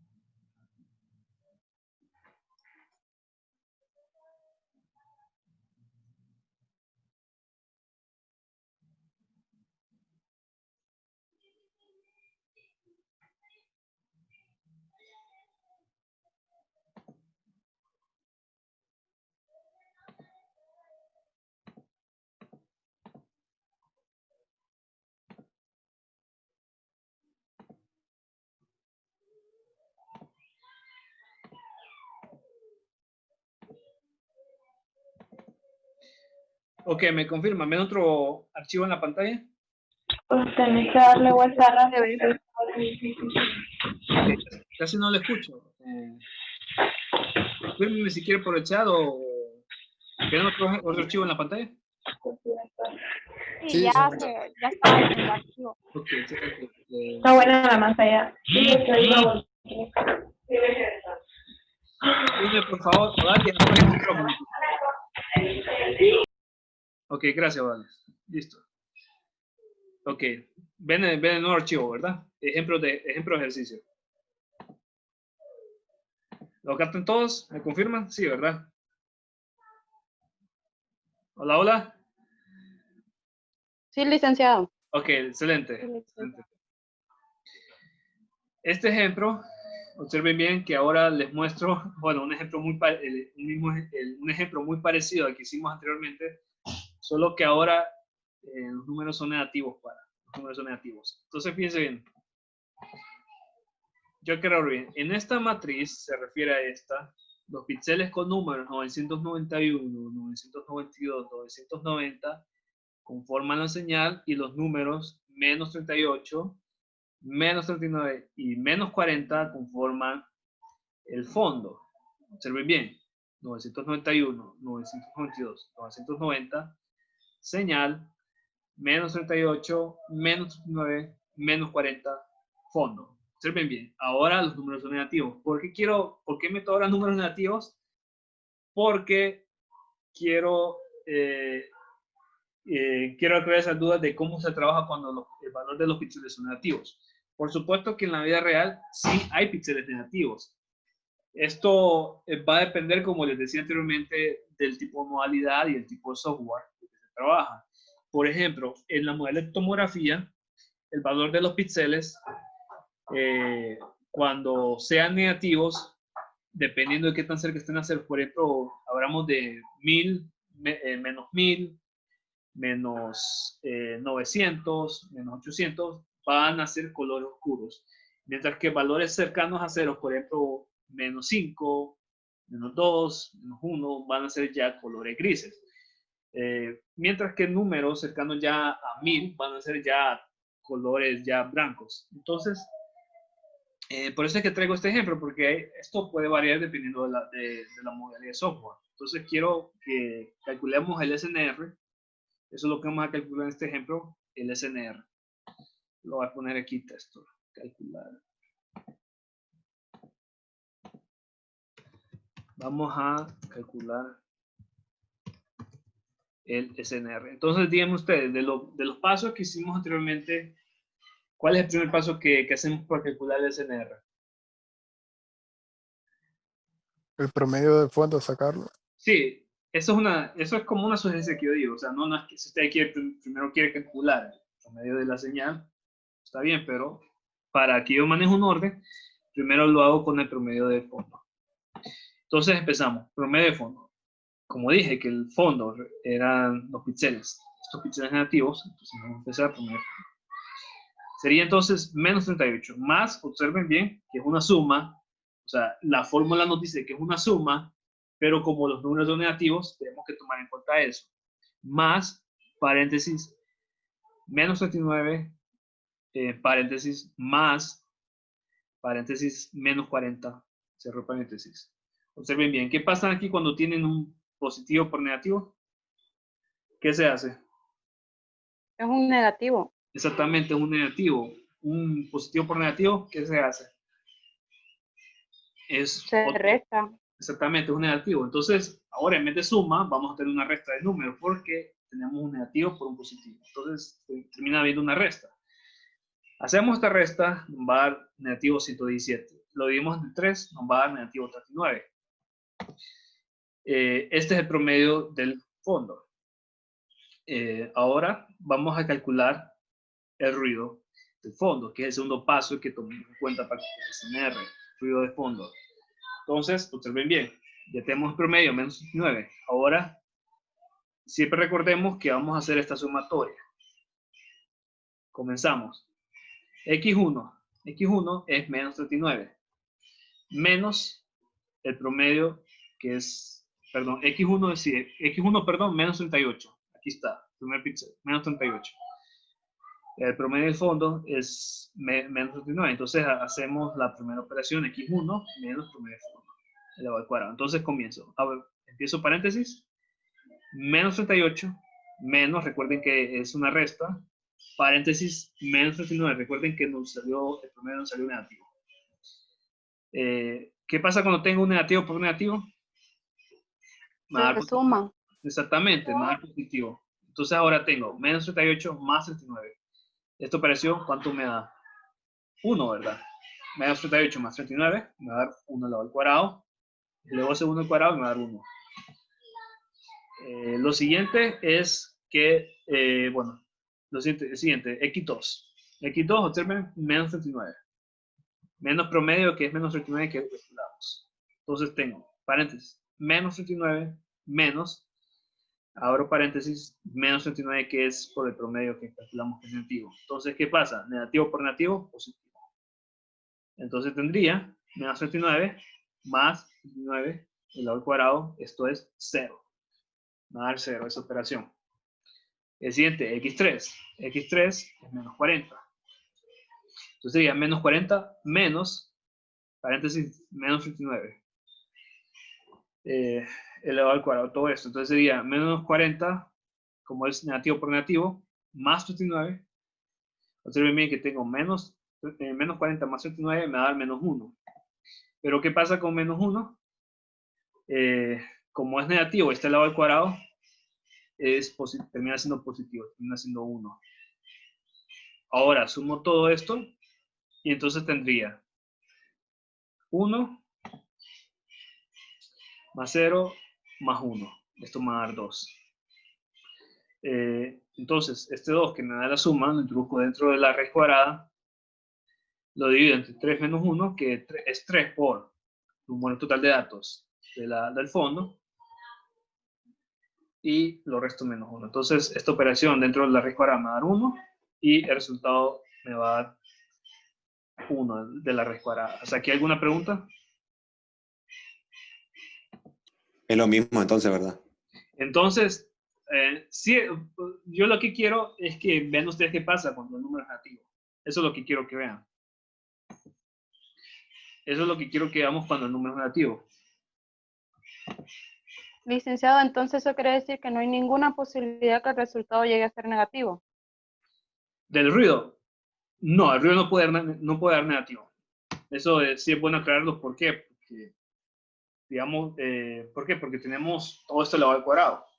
Miren aquí no tiene un número negativo, pero ¿qué pasa? Está elevado al cuadrado, entonces tiene que ser positivo. Entonces el ruido, no hay ninguna forma que pueda llegar a ser negativo, siempre va a ser positivo. Sí, es que a veces al momento de ingresar los números a la calculadora llegamos a tener algún tipo de error, entonces es bueno saber que siempre el resultado va a ser positivo. Sí, el resultado siempre va a ser positivo. Perfecto. Ahora, el promedio de la señal. 991, sería 991, 992, 990 píxeles de la señal. Entonces sumamos los 3 píxeles y lo vemos entre 3. Nos va a dar 991. Perfecto, ya tenemos el promedio de la señal. Hacemos la operación ahorita. Promedio de la señal menos promedio del fondo entre el ruido del fondo.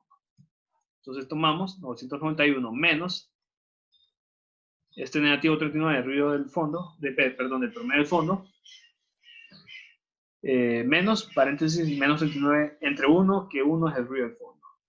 Hacemos esa operación y sería 991 más 39 entre 1. Fíjense bien, ahorita me fijé. Bueno, en realidad me había fijado en la clase anterior, solo que no me dio tiempo de modificar esto. Quiero que, obviamente, 991 más 39, ¿cuánto le da? El resultado da 1030.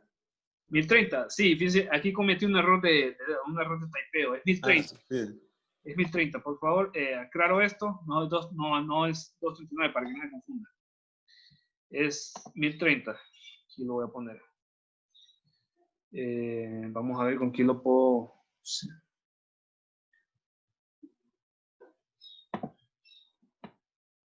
No lo puedo borrar, entonces voy a poner aquí 1030. Aquí 1030.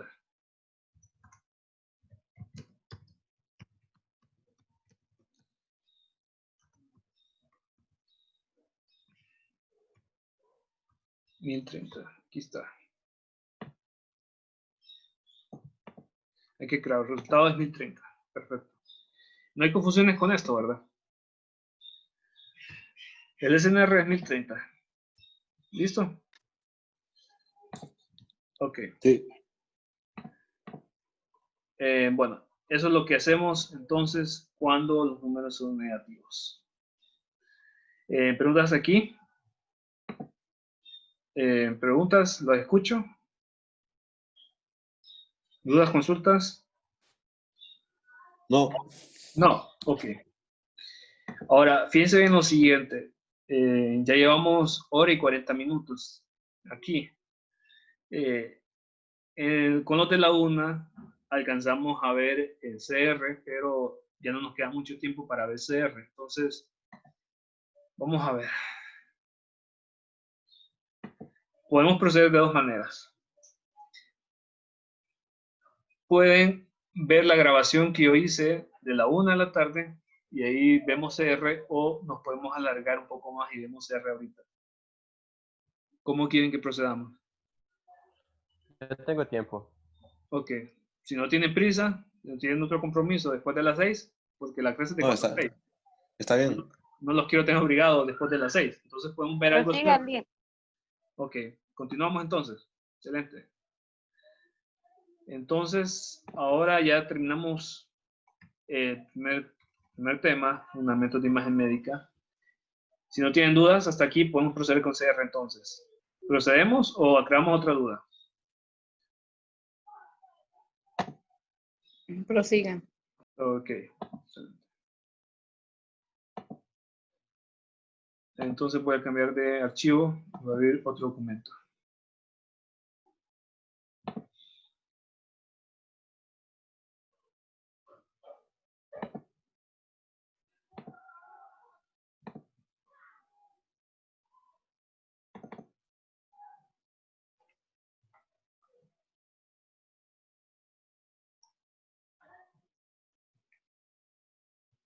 Y el examen es difícil.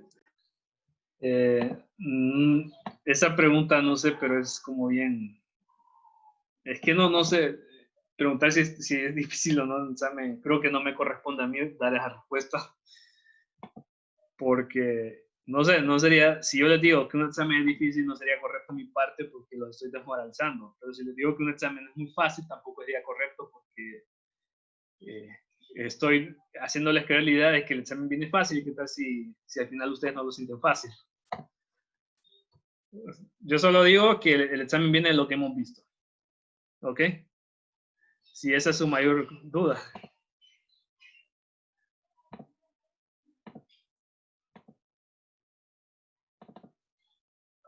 Ok, ¿ven el nuevo documento? Sí. Ok. Excelente. Entonces, vamos a comenzar con el concepto básico de lo que es CR. Este concepto de CR es básicamente el hecho de que podamos visualizar la grafía en un monitor de computadora. Esa es la innovación.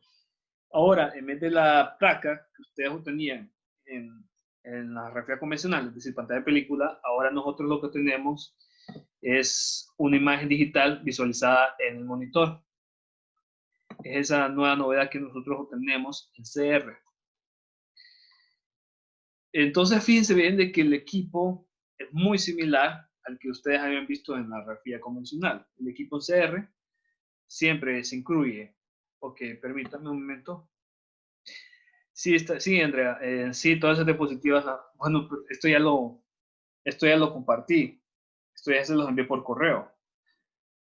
Igual lo voy a volver a subir a la plataforma, lo voy a volver a subir ahorita que ya vamos a empezar a trabajar en la plataforma virtual donde va a tener todo. Entonces, el equipo de SR es similar, es bastante similar. Bueno, de hecho, se puede trabajar con el mismo tipo de grafía convencional. Fíjense bien qué es lo que cambia. Siempre tenemos un tubo de rayos X, tenemos un sistema de filtración para tener los rayos X de baja energía, tenemos el colimador para regular el tamaño del láser del paciente, tenemos un sistema de rejillas, y la novedad aquí es que en vez de hacer película que ustedes utilizan en la reflex convencional, ahora trabajamos con un cassette de CR. Es un cassette especial para esta modalidad. ¿Qué pasa con este cassette de CR? Aquí nosotros lo observamos. Tenemos el cassette de CR. Entonces, ¿qué es lo que pasa con este cassette? Este cassette se pone justamente dentro del paciente donde iba el mismo cassette de pantalla de película. El mismo cassette de película se reemplazan por este cassette de CR. Entonces, ¿qué pasa? Se hace la exposición y cuando se termina de hacer la exposición, agarran este cassette y lo llevan a una lectora especial. que saquen aquí. Ustedes insertan este cassette dentro de esta lectora, tal y como se observa aquí en esta imagen. Y la radiografía ustedes la observan en este monitor.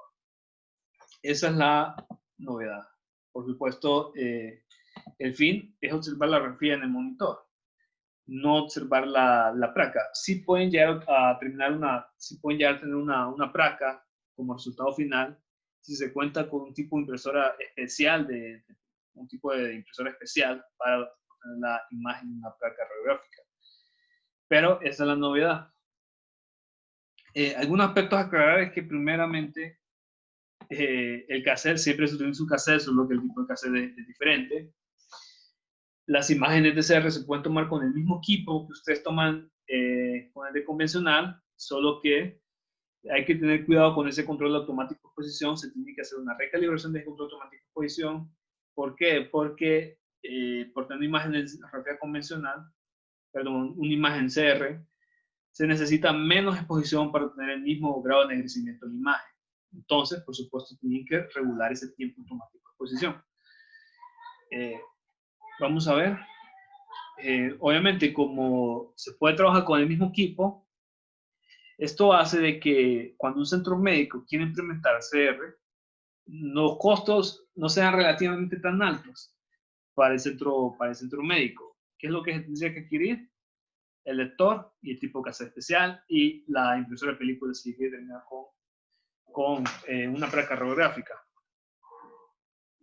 Eso es lo que se tiene. ¿Qué más podemos añadir? La lectura. Ok, en CR, sí, en CR también se forma una imagen latente, como en la radiografía convencional. Vamos a ver eso de imagen latente una diapositiva más adelante. La lectura en el cuarto oscuro no se hace en CR, obviamente, porque ahora tenemos un lector especial. Ya no, ustedes no hacen ningún revelado en cuarto oscuro, todo lo hacen en este lector. Esto, por supuesto, nos brinda numerosas ventajas en la carga de trabajo. Es mucho más rápido, la imagen se tiene mucho más rápido. Y es posible, bueno, como les decía, es posible tener una placa radiográfica, pero se encuentra con una impresora especial. Ahora, aquí quiero que veamos lo siguiente. Sin haber visto ese texto que está arriba, quiero que me vean aquí. Tenemos una imagen de radiografía convencional y una imagen de radiografía computarizada. Exactamente el mismo paciente, misma radiografía anatómica y mismo plano de imagen. Para ustedes, ¿cuál imagen tiene mejor calidad? Ok. Vamos a ver. La computarizada. ¿La de? La computarizada. Ok, computarizada. Dígame por qué. ¿Qué es lo que mejor ven ahí? Ok, ¿qué mejor ven aquí? ¿Lo escucho? Tenemos mejor contraste. Sí, básicamente se puede resumir en todo eso. Se ve bien que los tejidos se observan mejor, las diferencias de tejidos se observan mejor en la computarizada que en la convencional. Precisamente por esa mejora de contraste. Y esta es una de las numerosas ventajas de la CR con respecto a la convencional, que la imagen es de mejor calidad.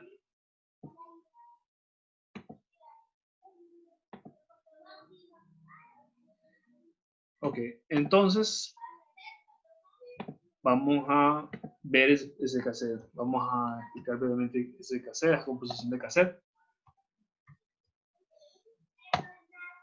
Bueno, básicamente si nosotros observamos ese cassette en la vista interior, vamos a observar que ese cassette está compuesto por una región, una capa de fósforo, granos de fósforo y una aglutinante que mantiene pegado su grano de fósforo. Fíjense bien que estos granos de fósforo es precisamente donde se van almacenando los rayos X durante el tiempo de exposición. O sea, durante el tiempo que se está exponiendo al paciente, los rayos X se van almacenando en estos granos de fósforo y permanecen ahí almacenados hasta que agarran el cassette y lo llevan a la lectora. El espesor de esa capa de fósforo y aglutinante no debe ser bastante, no debe ser mucho. ¿Por qué? Porque cuando se aumenta ese espesor, lo que aumenta es la dispersión de los rayos X que entran aquí. Entonces vienen los rayos X, entran a esta capa de fósforo aglutinante y se empiezan a dispersar por todo por toda esta capa. Entonces, ¿qué pasa cuando los rayos X se dispersan? Muchos de esos rayos X se pierden, no quedan almacenados. Entonces, esos rayos X perdidos se da como resultado una reducción de resolución espacial. Y lo que vamos a observar en la imagen finalmente va a ser un mayor grado de borrosidad. Por eso es que esta capa de fósforo y aglutinante tiene que ser muy, muy delgada. Estamos hablando de 100 a 250 micrómetros. Específicamente, ese material de fósforo es, si hablamos específicamente, es de bromuro de bario con activador o dopaje de europio, o también puede ser fluoruro de bario con activador o dopaje de europio. Vamos a hablar después qué es ese dopaje. Algunos cassettes tienen diseño de traer los granos de fósforo en forma de filamentos para aumentar la captura de los rayos X y reducir la dispersión de los rayos X. Este diseño aquí. ¿Hasta aquí alguna duda, pregunta? No, ¿verdad? Continúo. Entonces, no. Ok. Bueno, proceso de información, de obtención de información. Proceso de obtención de información, básicamente lo podemos resumir en 4 pasos. El primer paso es exposición, el segundo paso es estimulación, el tercer paso es lectura y el último paso borrado. ¿Qué es este paso de exposición? Este paso nos referimos a exposición justamente cuando los rayos X están, cuando se está exponiendo al paciente. Los rayos X vienen, están atravesando el paciente y luego llegan al cassette. Entonces, los rayos X quedan almacenados en ese cassette. A ese paso lo conocemos como exposición. Luego de la exposición viene lo que se conoce como estimulación. ¿Y qué consiste esto? Cuando ustedes vienen y llevan el cassette al detector, entonces ustedes justamente cuando introducen el cassette en el detector, perdón, el lector, lo vamos a conocer como lector, este mismo lector, que hablamos aquí, estamos hablando de este lector. Entonces, llevan ese cassette y lo que hace ese lector es que emite una luz roja. Emite una luz roja con el fin de sacar esa información que está contenida dentro del cassette. A ese lo conocemos como el proceso de estimulación. El último paso, perdón, el siguiente paso es la lectura. ¿Y qué pasa? Cuando el cassette, cuando la luz roja viene y se emite sobre el cassette va a empezar a emitir luz blanca, va a emitir luz. ¿Por qué? Esta luz sale porque, bueno, producto de esta luz láser roja. Y esta luz láser roja y impacta sobre el cassette y como resultado va a hacer que este cassette salga luz. Esta luz es contiene información de los rayos que estuvieron almacenados durante ese tiempo en el cassette. Entonces, esa luz va a ser registrada por un sistema de fotodetectores. Y a partir de esa luz es que se va a formar la imagen. El último paso es que como ese cassette es reutilizable, dentro del mismo equipo, el equipo va a emitir una luz blanca muy, muy intensa con el fin de borrar toda esa información que quedó almacenada. A ese proceso se le conoce como borrado. Aquí en esta imagen vemos el proceso de estimulación y lectura llevado. Viene dentro del equipo, el equipo emite una luz láser roja por un sistema de espejos. Esa luz láser roja se acopla al detector y entonces se empieza así como por decirlo un escaneo a lo largo y a lo ancho de ese cassette. Un escaneo a lo largo y ancho del cassette. Cuando se está escaneando hacia lo largo se le conoce como barrido lento y cuando se está escaneando hacia lo ancho se le conoce como barrido rápido. Entonces justamente cuando se empieza a emitir la luz roja, el fotodetector va a empezar a recibir toda esa luz que sale del cassette.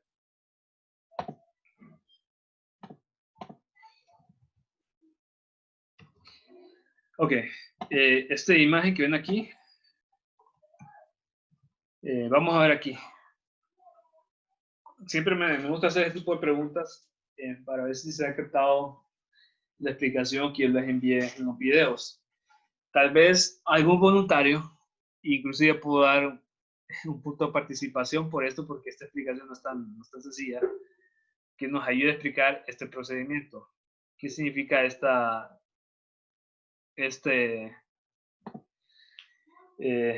qué significa este diagrama que ven aquí? Tal vez alguien nos pueda ayudar a explicarlo.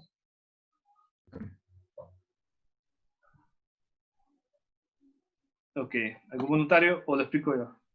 ¿Le escuchamos? Veamos. Cuando el electrón es capturado, o sea, queda en el estado excitado porque tuvo una interacción y esa interacción hizo que el electrón quedara excitado. Luego, quedan esas trampas que son el europio y los otros elementos. Entonces, al pasar la luz por él, hace que vuelva al estado original, por decirlo así, y que el lector capture esa información. Ok, muy bien. Está excelente, excelente. Lo voy a volver a explicar yo. Lo voy a volver a explicar. Entonces, miren, básicamente sucede lo siguiente. Ustedes, esos granos de fósforo que están dentro del cassette, ustedes saben de que están constituidos de átomos. Toda la materia está constituida de átomos, ¿verdad? Y a la vez, esos átomos contienen electrones. Entonces, ¿qué pasa? Esos electrones de los átomos de los granos de fósforo dentro del cassette, pasa lo siguiente, vienen los rayos X, interaccionan con esos electrones, y entonces los rayos X depositan su energía sobre esos electrones que inicialmente se encuentran en un estado base. ¿Qué es esto de estado base? Es como por decírselo así, el estado natural de los electrones, la energía natural de los electrones, por decirlo así, la energía que cuentan los electrones en su estado natural. ¿Qué pasa con estos rayos X? Vienen y aportan su información a estos electrones. Los electrones, al agarrar la energía de los rayos X que pasaban por el paciente, vienen a agarrar esa información y esto hace que esos electrones que adquirieron toda esa energía pasen a lo que es un estado excitado. Ahora, ¿qué pasa? Intencionalmente, esos granos de fósforo traen lo que se conoce como dopaje o activador. Bueno, el doctor lo menciona como activador, pero se le conoce más generalmente como dopaje, que son impurezas. Esas impurezas permiten de que se formen trampas de energía, por decirlo así, y atrapen a esos electrones que pasaron en un estado excitado. ¿Qué pasa con esos electrones que quedan atrapados? Esos electrones son útiles porque son los que tienen la información de los rayos X. Son los que tienen la información de los rayos X. Entonces, ¿qué pasa? Cuando se realiza el proceso de estimulación, es decir, se emite la luz roja lo que hace es darle más energía a esos electrones para que salgan de esas trampas, y una vez salido de esas trampas, esos electrones vuelven a su estado base. Entonces, ¿qué pasa cuando vuelven a su estado base? Emiten luz en ese proceso y esa luz es la que registran los fotoreceptores, y esta luz es la que ahora contiene la información de los rayos X que aportan información a los electrones. Entonces, esta luz es la que va a ser registrada y esta luz con la que se va a formar la imagen. Este tipo de diagramas también explica el hecho de por qué una radiografía computarizada es menos susceptible a lo que es la radiación dispersa. Los rayos X de radiación dispersa tienen menos energía. Entonces, tienen menos energía para levantar el electrón y llevarlo a un estado excitado, tiene mucha menos energía. ¿Qué pasa con los rayos X de radiación dispersa? No levantan el electrón hasta el estado excitado, sino que lo levantan en un estado medio, digamos aquí. Y entonces inmediatamente llegan aquí, bajan nuevamente. Entonces esto hace que esos electrones no queden guardados aquí y que posteriormente no se aporten para la imagen. Entonces esto hace que la radiografía computarizada sea menos susceptible a la radiación dispersa. Esto, por supuesto, bueno, no lo mencioné en los documentos que le envié ni en la explicación anterior, pero sí es para que lo conozcamos, sí es para que sepamos por qué. Ok, ¿de qué va a depender la resolución espacial en la radiografía computarizada? Primero va a depender del diámetro de la estimulante. ¿Qué significa esto? Hablamos de este mismo haz, del tamaño del haz. Si el haz es muy pequeño, va a entrarse mejor entre los granos de fósforo y como tal va a obtener mejor información. Por eso es que hay una mejora en la resolución espacial cuando el haz es muy pequeño. El diámetro del haz estimulante. Lo siguiente es el espesor de la placa de imágenes. Como vimos anteriormente, el espesor tiene que ser muy pequeño para reducir la expresión de los rayos X. El punto focal, el tamaño del punto focal afecta la resolución espacial. ¿Y qué fuentes de ruido hay en el equipo de reflejo computarizada? Lo primero que es, tenemos la radiación dispersa, dispersión de las estimulantes. ¿Qué significa esto? Este mismo haz, esta misma luz roja que se emite en el proceso de estimulación, si no consigue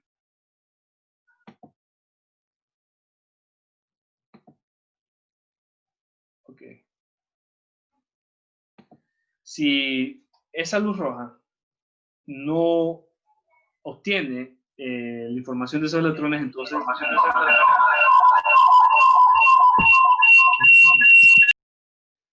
listo, ya. Ojalá que nadie haya tenido puesto los audífonos en ese momento. Ok. ¿Me escuchan ahorita? Sí. Sí, se le escucha. Ok, excelente. Entonces, esa luz roja, ¿qué pasa cuando se dispersa? No logra conseguir la información de estos electrones, entonces esto hace de que sea menos información y por tanto haya más ruido en la imagen. El proceso de barrido, se refiere a ese proceso de escaneo, nos referimos a esto, a este proceso de barrido. ¿Qué pasa? Este escaneo tiene que ir a una velocidad constante. Si hay arrancones en ese proceso de escaneo, esto puede llevar proporcionalmente a ruido e incluso a factor de imagen. Lo siguiente, el filtro, bueno, control de intensidad de la luz roja. La luz roja en el proceso de estimulación tiene que tener una cierta intensidad para obtener información de los electrones. Filtro óptico, nos referimos a este proceso de lectura. Esta luz que capta el fotodetector tiene que ser luz que sale del cassette, no puede ser luz ambiental, por eso es que tiene que tener un filtro óptico para que la luz que entre al detector sea solo luz de este cassette. Y ruido electrónico, que como hemos visto está presente en los aparatos de equipo de imagen médica digital. Bueno, esto lo voy a mencionar brevemente. Básicamente lo que quiero explicar aquí es que la radiografía convencional, la radiografía digital, necesita menos exposición para tomar el mismo grado de enriquecimiento de la imagen. ¿Y qué significa esto de menos exposición? Lo que va a conllevar es que va a haber una reducción significativa en la dosis del paciente, porque estamos exponiendo menos el cassette para formar el mismo grado de enriquecimiento de la imagen. Esto comparado con una radiografía convencional, por supuesto. Y finalmente, bueno, antes de terminar, el proceso del momento del procesado, es decir, donde yo puedo cambiar el brillo y el contraste de la imagen. Esto sucede lo siguiente, un error muy común, y esto sucede sobre todo cuando el retinólogo es nuevo, es que la imagen le salga muy subexpuesta o muy sobreexpuesta. Esto es una radiografía. ¿Qué pasa con la radiografía computarizada? Esto no es tan común. Esto no sucede realmente. ¿Por qué? Porque ustedes pueden regular el contraste. Entonces no importa qué técnica de MS le apliquen. Si la imagen le sale muy subexpuesta o muy sobreexpuesta, ustedes pueden regular el contraste de tal manera que el contraste en la imagen se vea aceptable. Ahora, ¿qué pasa? Esto no significa que ustedes van a poder escoger cierto tipo de MAS. Un bajo MAS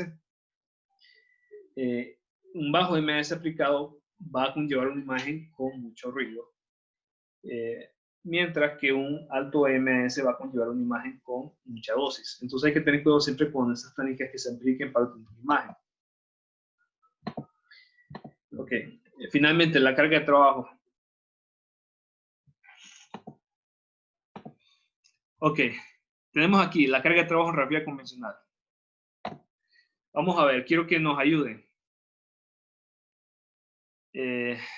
comenzando, ¿qué pasos se omiten en la radiografía computarizada? Ir al cuarto oscuro. Ir al cuarto oscuro. Ok, está bien. Sí, tiene razón, pero quiero que lo veamos en este diagrama. Quiero que lo veamos en este diagrama. Sería en recargar el cassette. Ajá, recargar el cassette. Perfecto. Ese es el paso que omite. Ahora, ¿qué pasos se verían modificados y cuáles no? Perdón, ¿qué pasos se hacen siempre, pero de manera distinta? En el control de calidad, porque uno puede modificar el contraste y el brillo. Exactamente. ¿Cuál otro? Colgar las películas. Ok, sí, muy bien. Fíjense bien que aquí el autor, es que lo podemos ver de diferentes maneras. Es que el autor no crea bien eso de colgar las películas porque ustedes pueden ver, ok, ¿qué voy a colgar si no tengo que procesar películas?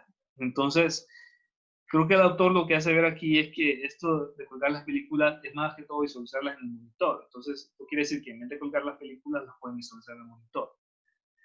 ¿Otro paso? ¿Otro paso? ¿Procesar la película siempre se procesa? ¿Hola? No, no se procesa en el... Ok, fíjense bien aquí. Se procesa solo que no van al cuarto oscuro, ahora van a la lectora. Es eso lo que hay que tomar en cuenta. El archivado de imágenes. No. Se sube a un sistema. ¿Cómo? La imagen se sube a una red. Ajá. A una red central. Es como que ustedes suban una imagen al Instagram y que esa cuenta de Instagram la tengan varias personas. Algo así. Es un ejemplo similar. Y entonces ustedes pueden ver la imagen de Instagram y entonces varias personas pueden ver esa imagen subida a Instagram. Es algo así, así funciona la red central de un hospital. Suben ustedes una radiografía a la red y entonces la pueden acceder el radiólogo, la puede acceder diferentes técnicos, la pueden acceder el paciente. Entonces así ustedes pueden ver. Luego está, sí, eso es parte del proceso archivado y también la pueden hacer archivar mediante SD. Bueno, eso sería todo. Antes de irse, solo para aclarar que todo esto está en el manual de radiología para técnicos, novena edición, capítulo 95. Ahí ustedes pueden consultar esa bibliografía. Entonces, quedamos hasta aquí. Nos vemos hasta el siguiente lunes por Zoom y todo esto lo voy a estar subiendo el día de hoy al aula virtual. Así quedamos, ¿verdad? Gracias. Sí, Listo. Gracias. Nos vemos el lunes. El siguiente lunes. Hasta el lunes.